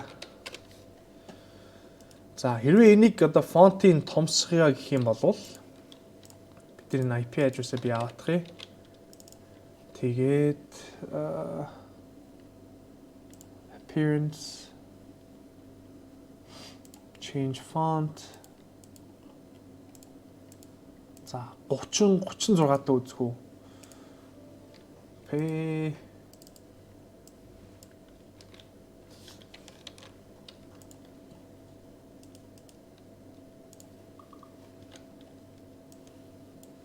Apprentice гэдэг нь username нь apprentice тэгээд apprentice mgl гэдэг нь password нь бүгдээрээ жижиг үсгээр.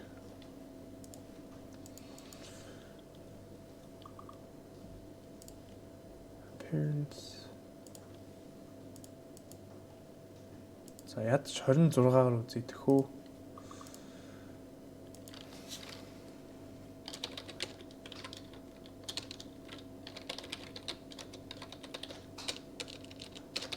do гэдэг. За одоо харагдаж байна уу? Маш том болголоо дэлгэцийг, фонтыг. За clear гэж бичвэл энийг алга болгож болно. За би түрүүн ямар команд явуулсан мэгээр add user гэдэг. Add гэдэг чинь нэмэх, user гэдэг чинь хэрэглэгч нэмэх гээд тэгээд хэрэглэгчийнхаа нэрийг оруулна тийм ээ. Apprentice 2 гээд оруулъя. Тэгээд оронгууд за энэ хүнийхээ тийм ээ пассвортыг хий гэдэг. Одоо та нар төр хүлээж байгаараа орох арай болоогүй байгаа шүү.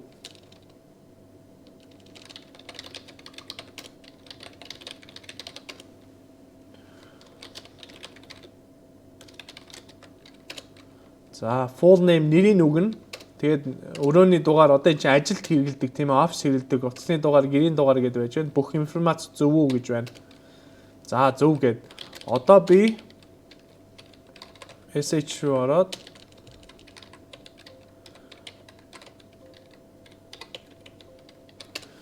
за хүлээж байгаарай.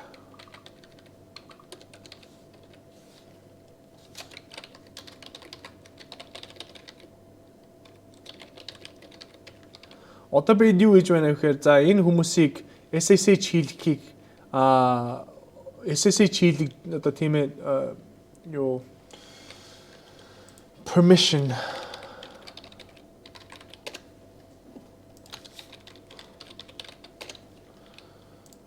энэ хүмүүст одоо SSH хийх боломжийг олгоо тийм ээ зөвшөөрөө гэдэг утгатай юм ин чи ингэж хийцэн байгаа.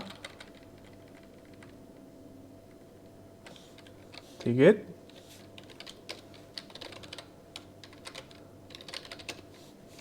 за одоо та нар оролдоод үзээрэй. SSH хийх гээд үзээрэй. Тэгээ зарим хүмүүс нь орж чадна, зарим хүмүүс нь хасагдах баха. Тэрийг одоо солиулахын тулд за 300 400 хүн орж болно гэж тавьчих.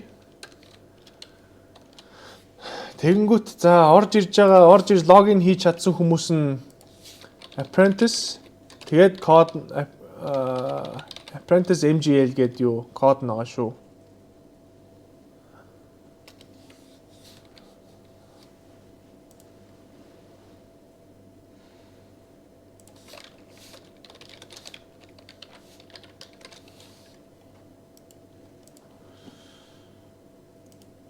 За би орох гээд үзье.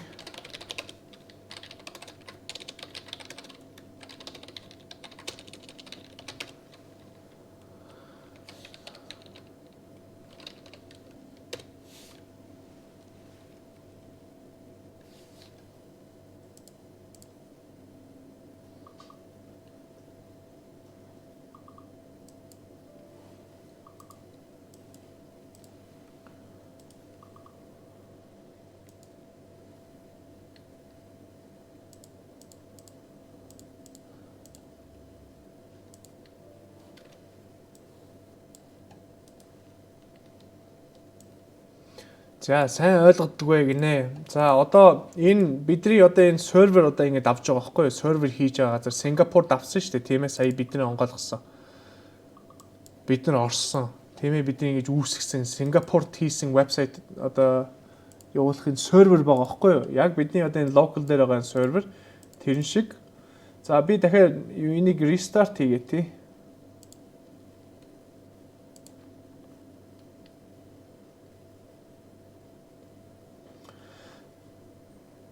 Энэ бидний одоо энэ нэг арталтан digital option дээр орсон байгаа. Тэгээ power гэдэгтээ дараа доошоо ингээ power cycle гэдэг.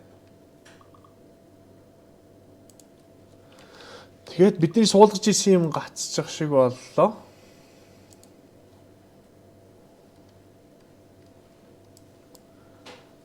Төр хүлээж байгаарай.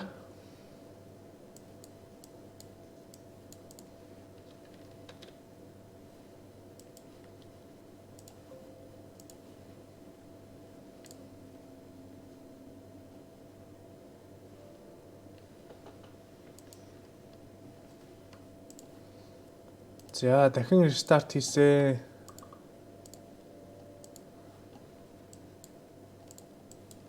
За apprentice тэгээд apprentice MGL болох нь. За түр үлээж байгаарай.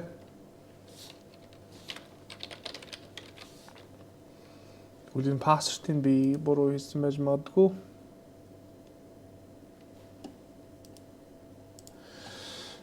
За энийг би тохироог нь хийж явах дундуур та нар asana.com гэдэг рүү ороод бүртгүүлж байгаарэ. Бид нар дараагийнхаа энийг би газ одоо бидэрт хэрэглэх юм байгаамаа. Энийг толгойг хийж явах дундаа та нар газ юмыг суулгаад аваарэ. Бүртгүүлээд аваарэ. Энэ бол бидний өдөр тутам хэрэглэх, ерөнхийдөө амьдралд хэрэглэх тийм ээ. Энэ ажилд хэрэглэх тийм систем байгаа шүү. Бидний одоо хийх даалгавар юм уу тийм ээ. Task одоо бидний бүгдээрээ ингэж багаараа ажиллахад одоо энэ систем бол хэрэглэн шүү. Энийг суулгаад аваарай. Тэгээд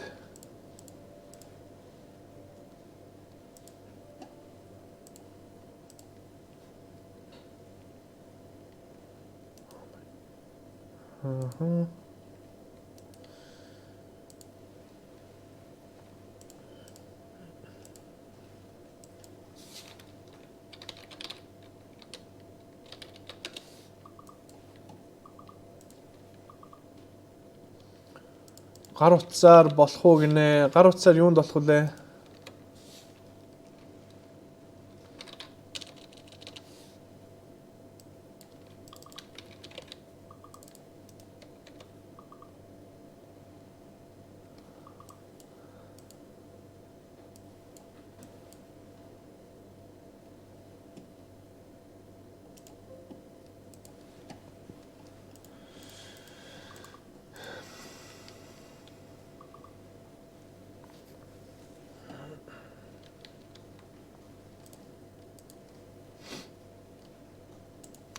За энийг түр хунтаач.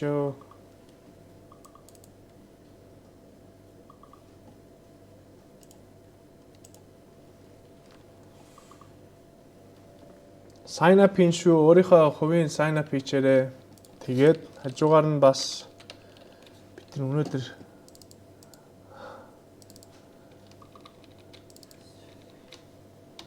тэгээд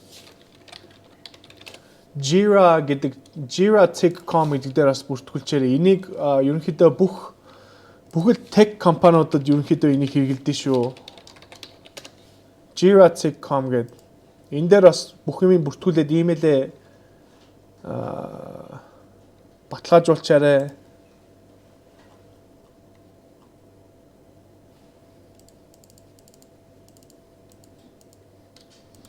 Тэгээд одоо бид нар нэг өмнө Slack бүгдээрээ хувийн Slack-а үүсгэсэн шүү дээ, тийм ээ. Тэр бол маш хэрэг болно шүү бас. Дахин хэрэг болно. За та нар бүртгүүлж дууссан бол надад мэдэгдээрэй.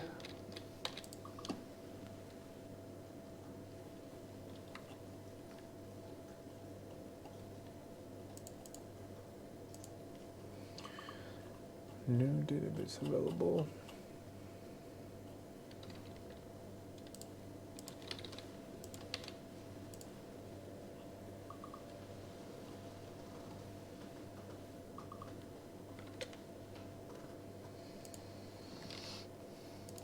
Болцсон уу? Ааха.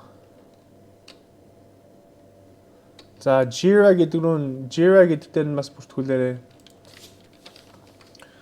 Бидний энийг хамтдаа бүртгүүлье. Энийг явж явах тундуур.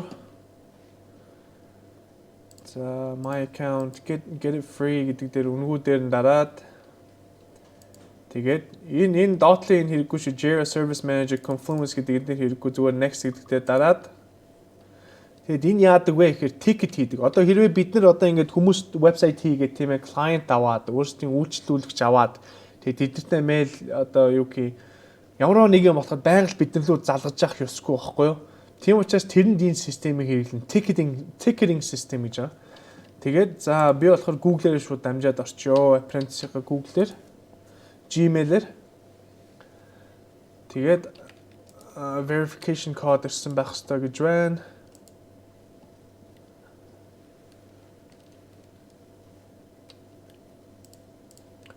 Promotion.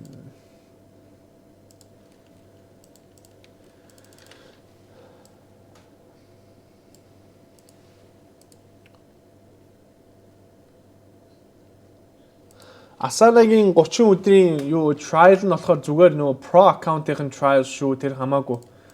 Тэрийн орсон ч авсан ч хамаагүй. Тэднэртэй 30 өдөр нь тэрийг хэрэглэсэн ч болно. хэрэглэх гэж байсан болно. Тэгээд одоо яг байгаа юунд нь бол хангалттай шүү. Би бол үнгүүг нь хэрэгэлдэг.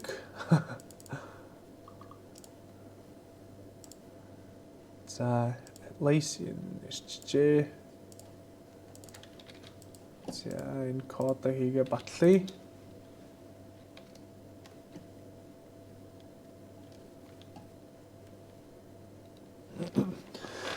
Нэгэн дээр нь бүртгүүлж байтал нөгөөдхийн нууц үгийг нь марчлаа. Ай.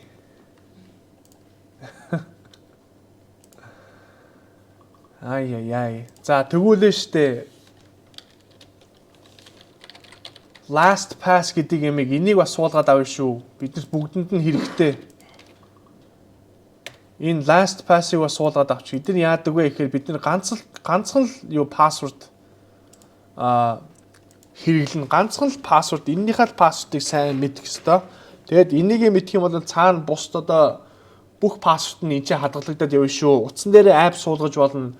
Энэ нэг браузер биш үү? Бидний одоо хэрэглэж байгаа энэ Google Chrome дээр extension хийж болно шүү. Тэгээд extension хийж болно. Тэнгүүч шууд бидний өмнөөс эдгээр одоо энэ бидний аккаунтууд руу шууд password-ыг хийгээд бэлдээд явчихдаг шүү. Энэ 3 ямиг суулгасан байхтаа алдчихгүй. Тэгээд за багийн нэр Apprentice MGL гэд хийчихье. За болж байна. Тэгээд бид нар одоо яг ингээ бүлэгтээ ороод ингээ хамтраад ингээ вебсайтаа хийгээд одоо програм бичээд явна. Тэгэхэд энэ бидний энэ Jira гэдэг юм бол хэрэгтэй шүү. Jira гэдэг юм дээр бид нар өөрсдөө багаараа ингээ биендээ ticket үүсгэх тийм ээ. За юм болохгүй байна гэд багаараа бүгдээрээ ингэж юугаа төлөвлөгөөгөө гаргаад тэрэнд бол маш хэрэгтэй шүү.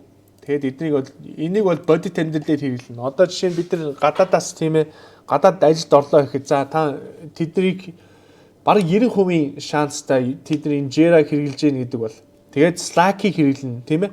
За ядаж хоёр тэдний өдөр болгон компаниудын өдөр болгон хэрэглэдэг зүйлийн ядаж хоёрын бид нар өөрсдөө хэрэгжээд авчих юм бол тэдний цаг тийм ээ биднэрт дахиж шинэ юм заах ямар ч тийм ээ бид нар бол тэднэрт цаг хэмнэ гэж аахгүй бид нар аль хэзээ юмыг сураад авцсан тийм юмыг хэрэглэж мэддэг тийм болно шүү. За template. За энэ template гэдэг дээр болохоор юу Kanban-ыг хэрэглэж болно.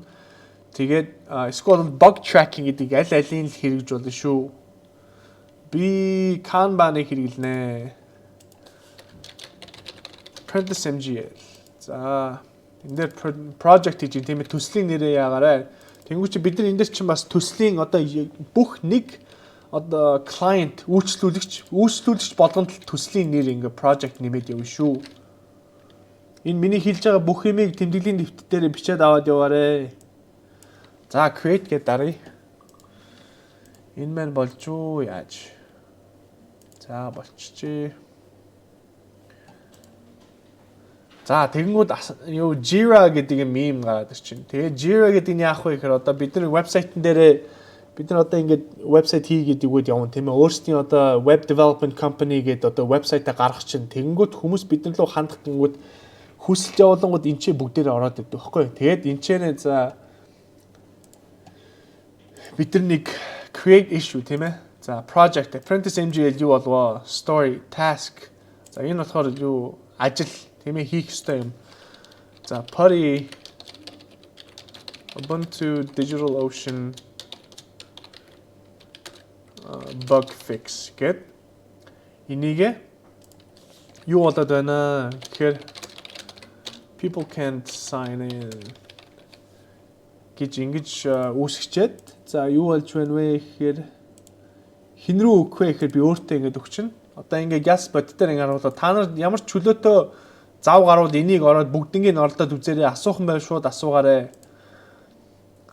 Тэгээд ингээд харангуут бид нар одоо энийг ингээд одоо track хийгээд тийм ээ мөрдөөд явчихдаг байхгүй юу. Тэгээд за би энэ дээр одоо юу болсон бэ гэдэг юм чи өнөөдөр 8:51-д амжиж чадсангүй гэд тийм ээ энэ одоо би өөртөө ингээд тэмдэглээд өнөөдөр юу болж ийн ингээд тэмдэглээд ингээд явчих болно. Тийм ээ Тэгээд дараа нь одоо би энэ асуултан дээр ингээд буцаад хүрээд ирнэ шүү дээ. Тэнгүүт чи энэ дээр юу болсон юм бэ гэдээ ингээд харахад түүх нь ингээд хадгалагдсан байж идэг. Тэгээд за энийг боллоо гэхэд эн чинь ингээд дон гэдэг дээр тавьчихна. Тэгэнгүүт бид нар одоо яг аль хэсэг нь дууссан юм бэ? Аль хэсэг нь дуусаагүй юм бэ гэ бүгднийг одоо ингээд шүүгээд түүхийн аваад үлдээгээд явчихна. За Jira дээр сонгосон темплейтээ яаж өөрчлөх үү? За тэрийг өөрчлөхөд тэрийг сайн мэдгүй байна. Би өмнө өөрчлөөгүй. За тэр юу ч гэсэн наатаха бидний асуултын нэг систем байгаа. Тэрэн дээр оруулчвал тэрийг би дараа нь бас хэлж өгье. За 10 минут үлдчихэд байна уу? За түрүүлж байгаарэ.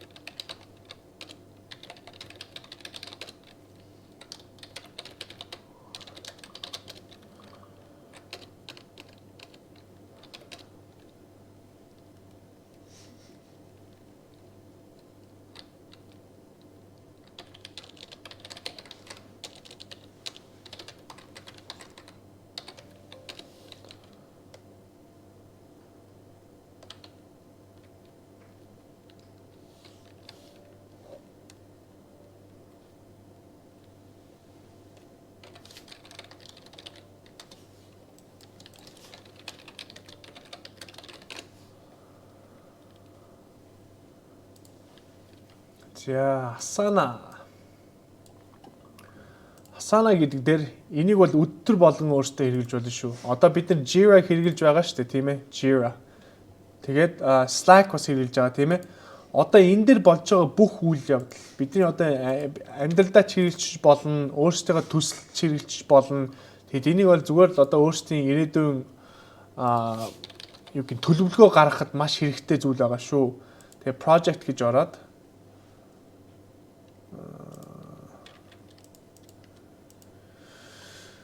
Okay, upgrade.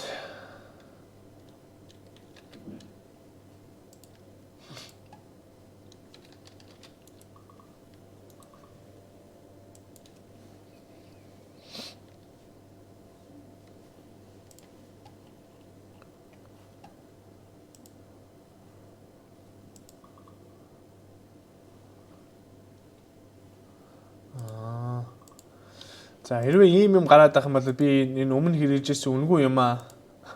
Үнгүй апгрейд нь дуусчихжээ. Тэгээд overview за list руу оръё. Тэнгүүч ингээд төрлийн ингээд листүүд нь ингээд байж идэг. За тэгээд энэ ч одоо бид нар одоо өөрсдөө л ингээд хийх юм аа ингээд төлөвлөд явчихаа гэсэн аахгүй task тийм ээ хийх одоо үйл ажиллагаа бүгдийг нь ингээд бид нар хянаад явж явах хэрэгтэй.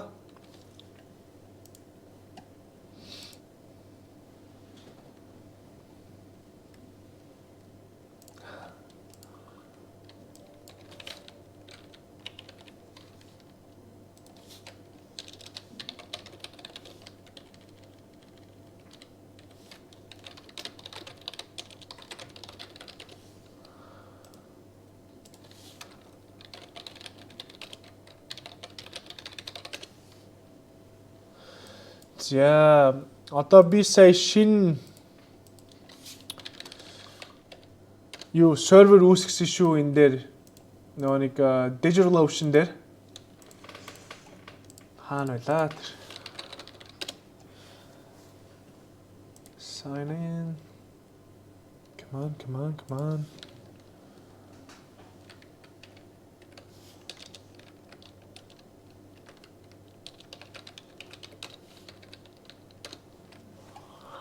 тэрний хаяг нь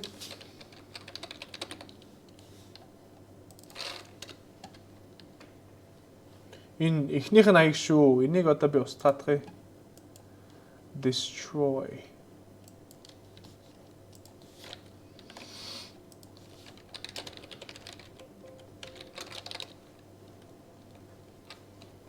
За энэ хаяг нь шүү. Би gas Slack дээр оруулаадах. Шинэ хаяг оруулсан шүү. Нөгөө нэг party хийх хаяг оруулсан шүү. Оролдоод үзээрэй.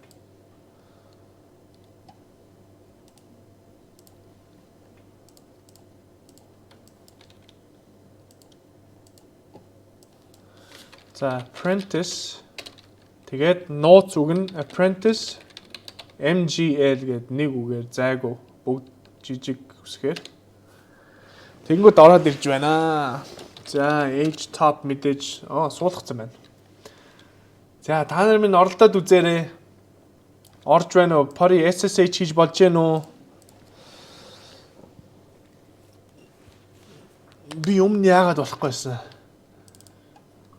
2 минутын дотор олж харсангүй. За орцсон уу? Маш сайн байна. Маш зөв. За H top гэд үзээрэй. H top гэд бичээд үзээрэй. H top гэд. За маш зөв, маш гоё. Болж байна. Одоо ерөнхийдөө би хичнээн хүмүүс ингэж SSH хийж болгодог болсон бэ гэхээр 300 хавцаа өгөн. Тийм учраас ямар ч Nice. За болж байна. За энэ нөгөө нэг Linux гэдэг систем одоо энэ чи бид нар Ubuntu гэдэг систем рүү орцсон байгаа шүү дээ, тийм ээ. Энэ Ubuntu гэдэг энэ Linux систем рүү. Password нь apprentice MGL гэдэг бүгдээрээ баг үсгээр бичсэн байгаа шүү. За тэгээд энэ систем дотор чинь ямар ч юм суулгаагүй байгаа. Хов хоосон систем гэсэн үг, тийм ээ. Тэгээд одоо бид нар энэчээс одоо trace route бичиж trace route нарай суугаагүй байгаа юм байна. Тэгээд бид нар түрүүн хэлж байсан тийм үү? Бид нар түрүүн хэлжсэн за энэ Ubuntu гэдэг систем байгаа. Тэгээд CentOS гэдэг систем байгаа. За Ubuntu гэдэг систем дээр юм суулгая гэх юм бол apt гэж бичдэг. Энэ програм байгаа хгүй. Энэ програмыг дуудахын тулд програмных нь command нь болохоор apt гэж байгаа. apt за одоо бидний одоо энэ хэрэглэж байгаа user байгаа шүү дээ, аккаунт хаяг. Тэрүүгээр бол энэ юм суулгаж болно. Тэгтээ бид нар одоо хоорондоо хэрэглэх юм чинь маш болгоомжтой хэрэглээрээ. Биенийхээ имийг бити яагаарай, устгаарай. За top гэж бичингүүт одоо яг энэ компьютер дээр энэ сервер дээр явагдаж байгаа бүх юмуд нь харагдаж байгаа байхгүй тийм ээ. Тэгээд за энийг ингэж харахад нэрээсээ айгуу сонио ойлгомжгүй баахан хар юм гараад байгааз. Тэгээд маш зөв. Тэгээд H top гэж бичээд enter дараад одоо энээсээ гарахын тулд control C гэж дарна шүү. Control одоо хамгийн зүүн доод болон доо control байна шүү дээ. Control. Тэн дээр дарж байгаа C дээр дарах юм бол cancel гэдэг шүү. Одоо ямар нэг юмд ингэ ороод бид нар гацчлаа гэж бодъё тийм ээ. Энэ Linux системийг хэрэглэж хахад гацчих юм бол control C гэдэг ингэ гарна шүү. Control C. Тэг control X гэж болно. Заримдаа control Z, control X хэрэгтэй. Гэхдээ ерөнхийдөө control C гэдэг дээр дарах юм бол гарна шүү. За тэгээд дараагийн команд нь миний одоо энэ хэлж байгаа бүх юмыг та нар тэмдэглээд бичээд аваарай. Тэгээд энэ дээр одоо би clear гэд бичсэн шүү дээ. Энэ чинь одоо цэвэрлэх гэсэн үг тийм ээ. Арилгах одоо хоослох одоо clear хийх гэж байгаа. Тэгээд clear гэдэг дарангууд бидний delete зингээ дээшж байгаа байхгүй. Тэгээд дээшээ маусаар ингээ гүүхэд бидний өмнө үзчихсэн юм гарах хэрэгтэй. За гарахгүй юм байна. За тэгээд access denied болж байгаа бол caps lock-ыг шалгаарай. Юу login password-аа хийж байж буруу хийгээд магадгүй шүү. За тэгээд энэ дээр бид нар ингэ харъя. LS гэж бичээд үзээрэй. LS гэж бичээд үзэнгүүт L гэж бичээд үзэнгүүт энэ ч юм алгаа. За үдэж байгаарай.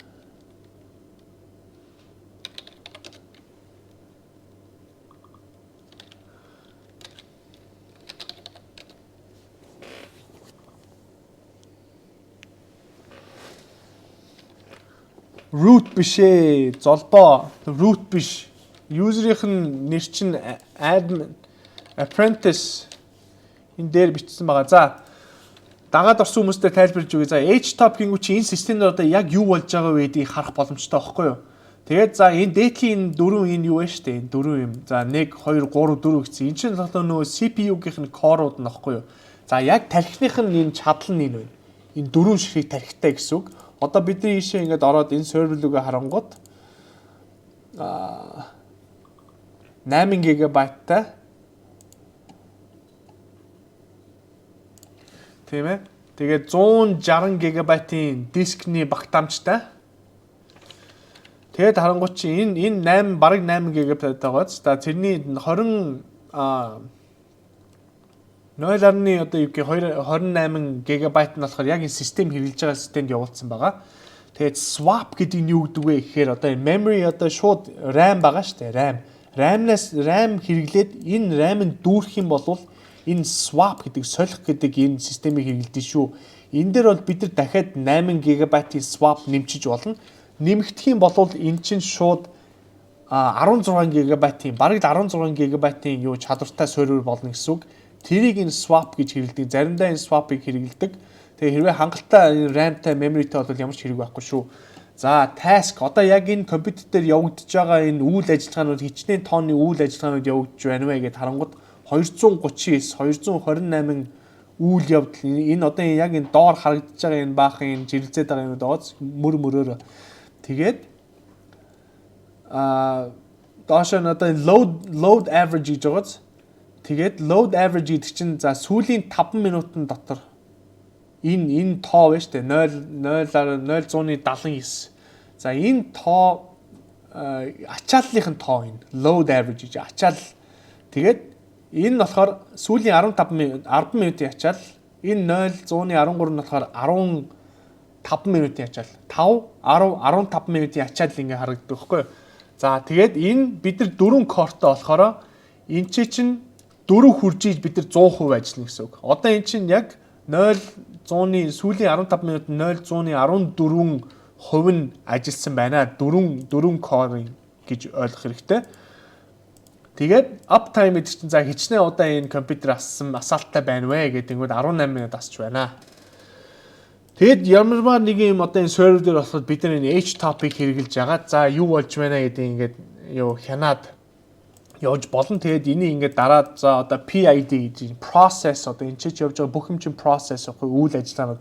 Тэр бүх үйл ажиллагааны ингээд юу дистраллаар ингээд энэ дээр дараад би бол маусаар одоо ингээд дараа хөдлөж байна. За user гэдэг чинь ямар одоо хэрэглэгч энчээ байна вэ гэдэг ингээд харангуут одоо та нарын бүх орж ирсэн юу SSHD гэж байгааз энэ SSH гэдэг системийг хэрэглээд ийм процесс энчээ явагдаж байна гэдэг орж ирсэн одоо SSH хийсэн байгаа бүх хүмүүс одоо энэ чинь харагдаж байна. Тийм байгааз 52 хүн SSH хийсэн орцсон энэ чинь хэрэгжилж байна. Тэгээд ерөнхийдөө за CPU хамгийн их хэрэгжилж байгаа нь юу байна вэ гэхээр за H-top-ыг хэрэгжилж байгаа нэлээд хэдэн хүмүүс байна. Манайс бүгдээрээ хамтдаа хийж байна. Маш зөв.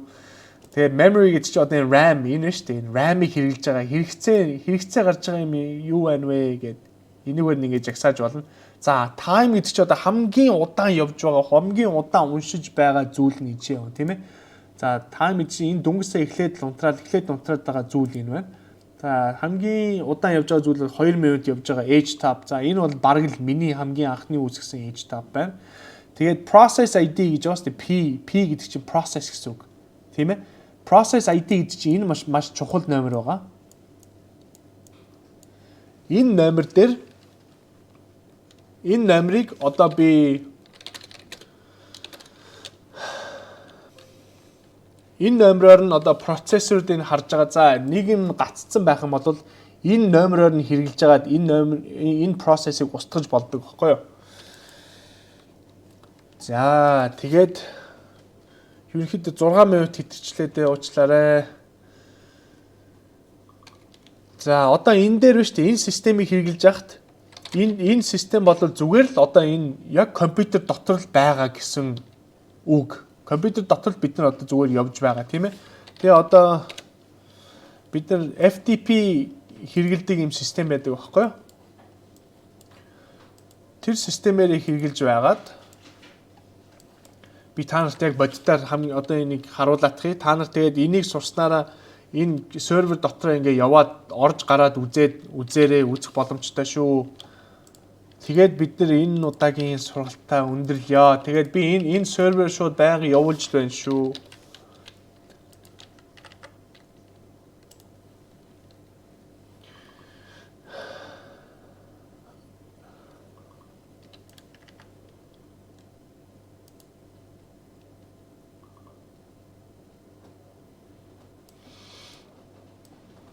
SFTP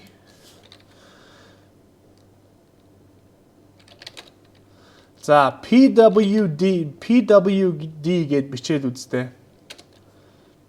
PWD гэдэг чинь за working directory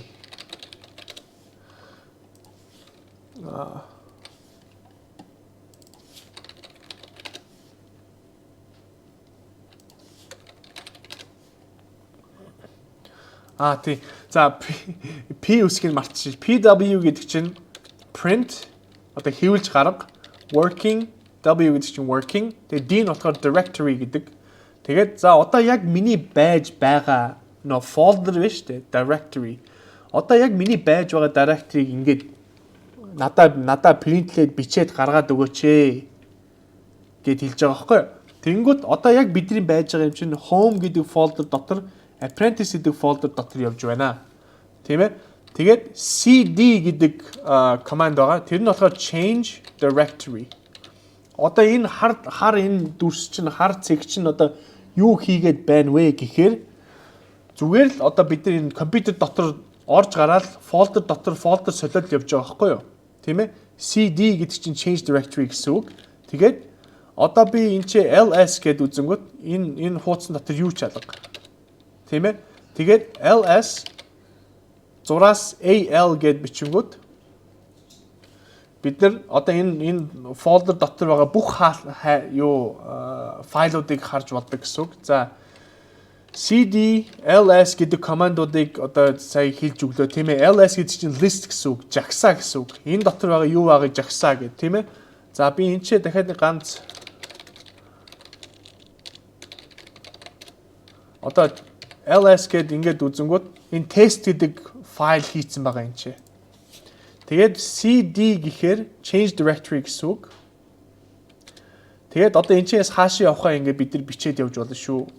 За одоо яг энэ систем дотор бүх хэрэглэгдэж байгаа хамгийн сүүлийн хэлэхэд бүх хэрэглэгдэж байгаа команд нь ерөнхийдөө ls гэж бичээд зураас help гэд бичээд үзээрэй. Тэгэнгүүт за яг энэ команд юу гэж хэрэглэгддэг вэ гэж бүгдийг ингээд заагаад өгсөн manual нэдэг байхгүй юу.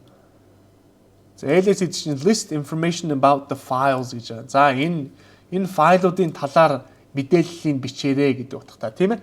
Тэгэнгүүт чи ингээд ерөнхийдөө энэ системийг одоо бид нар хэрэгжилж сурна. Тэгээд энээс бол айхан байхгүй шүү. Бүгдээрээ логин хийгээд үзээрэй. Тэгээд үргэлжлүүлэх юмнуудаа асуухан байвал та нар Slack дээр ороод асуугаарай. Даанч өнөөдөр ингээд цаг дуусчлаа. Уул зүнд энэс юм орё гэдэг бодолтой байсан шүү. Тэгээд одоо ингэ хийж ягаад сургалтаа ер нь өнөө оройгийнхаа сургалтыг өндөрлөё гэж бодож байна. Та нартай санаа сэтгэл юу байна гэс бичээрэй. Slack дээр асуухан байвал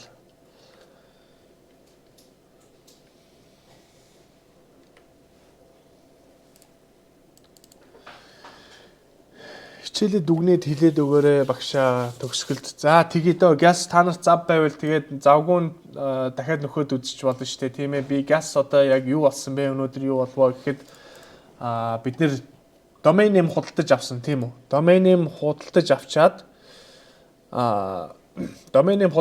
тэгэнгүүтээ domain-ийн name server гэдэг юмыг бид нэр одоо тохиргоо хийсэн.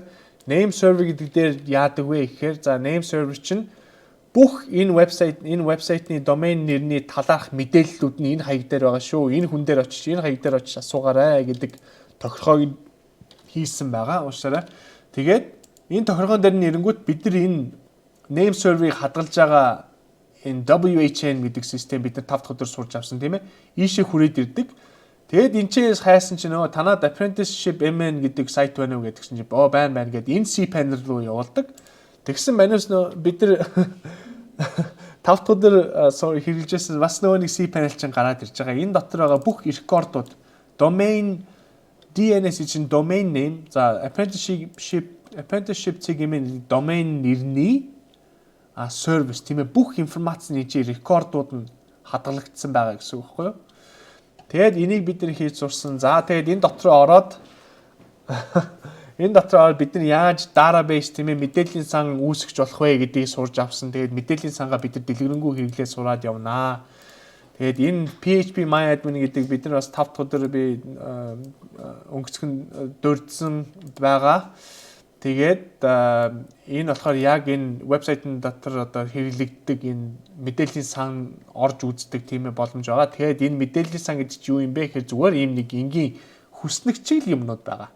Эднийг тэгээд яг ашиглаад хэрэглээд явхад нэг анхан шатандаа бол бидэрт нэг 3 4 л одоо үгийн тийм ээ команд мэд хэрэгтэй байна. Тэгээд бид нар сая нөгөө файл системийг хэрэглэж байгаад энэ ч хоосон файл ингээд apprenticeship цэг имэн дээр авч тавьсан. Тэгсэн чинь энэ шал зүгээр ингэ хоосон вебсайт гарч байгаа байхгүй. Тэгээд бид нар бол энэ дээр ажиллана. Та бүхэндээ би subdomain энэ дээр үүсгэж өгнө. Тэгээд багаар subdomain өөрсдийнхөө subdomain болж байгаад бүгдээрээ хамтдаа вебсайтыг хийгээд явна.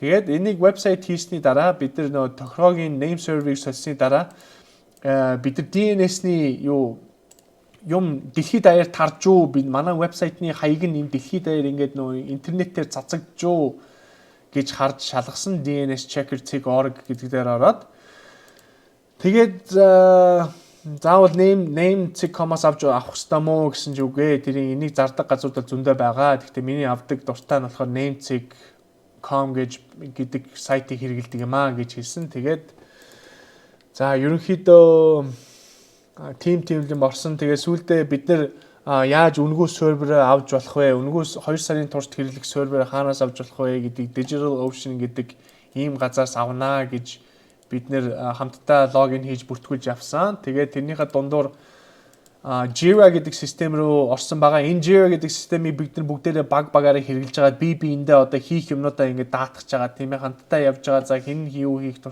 ёстой вэ гэдгийг ажиглаад хамтдаа хэрэглээд явна. Тэгээд дээрэс нь Asana гэдэг юм байгаа. Энийг бол би дахиж одоо цаашаа яаж хэрэглэх вэ? Яаж хэрэглэх боломжтой вэ гэдгийг тайлбарлаж өгнө.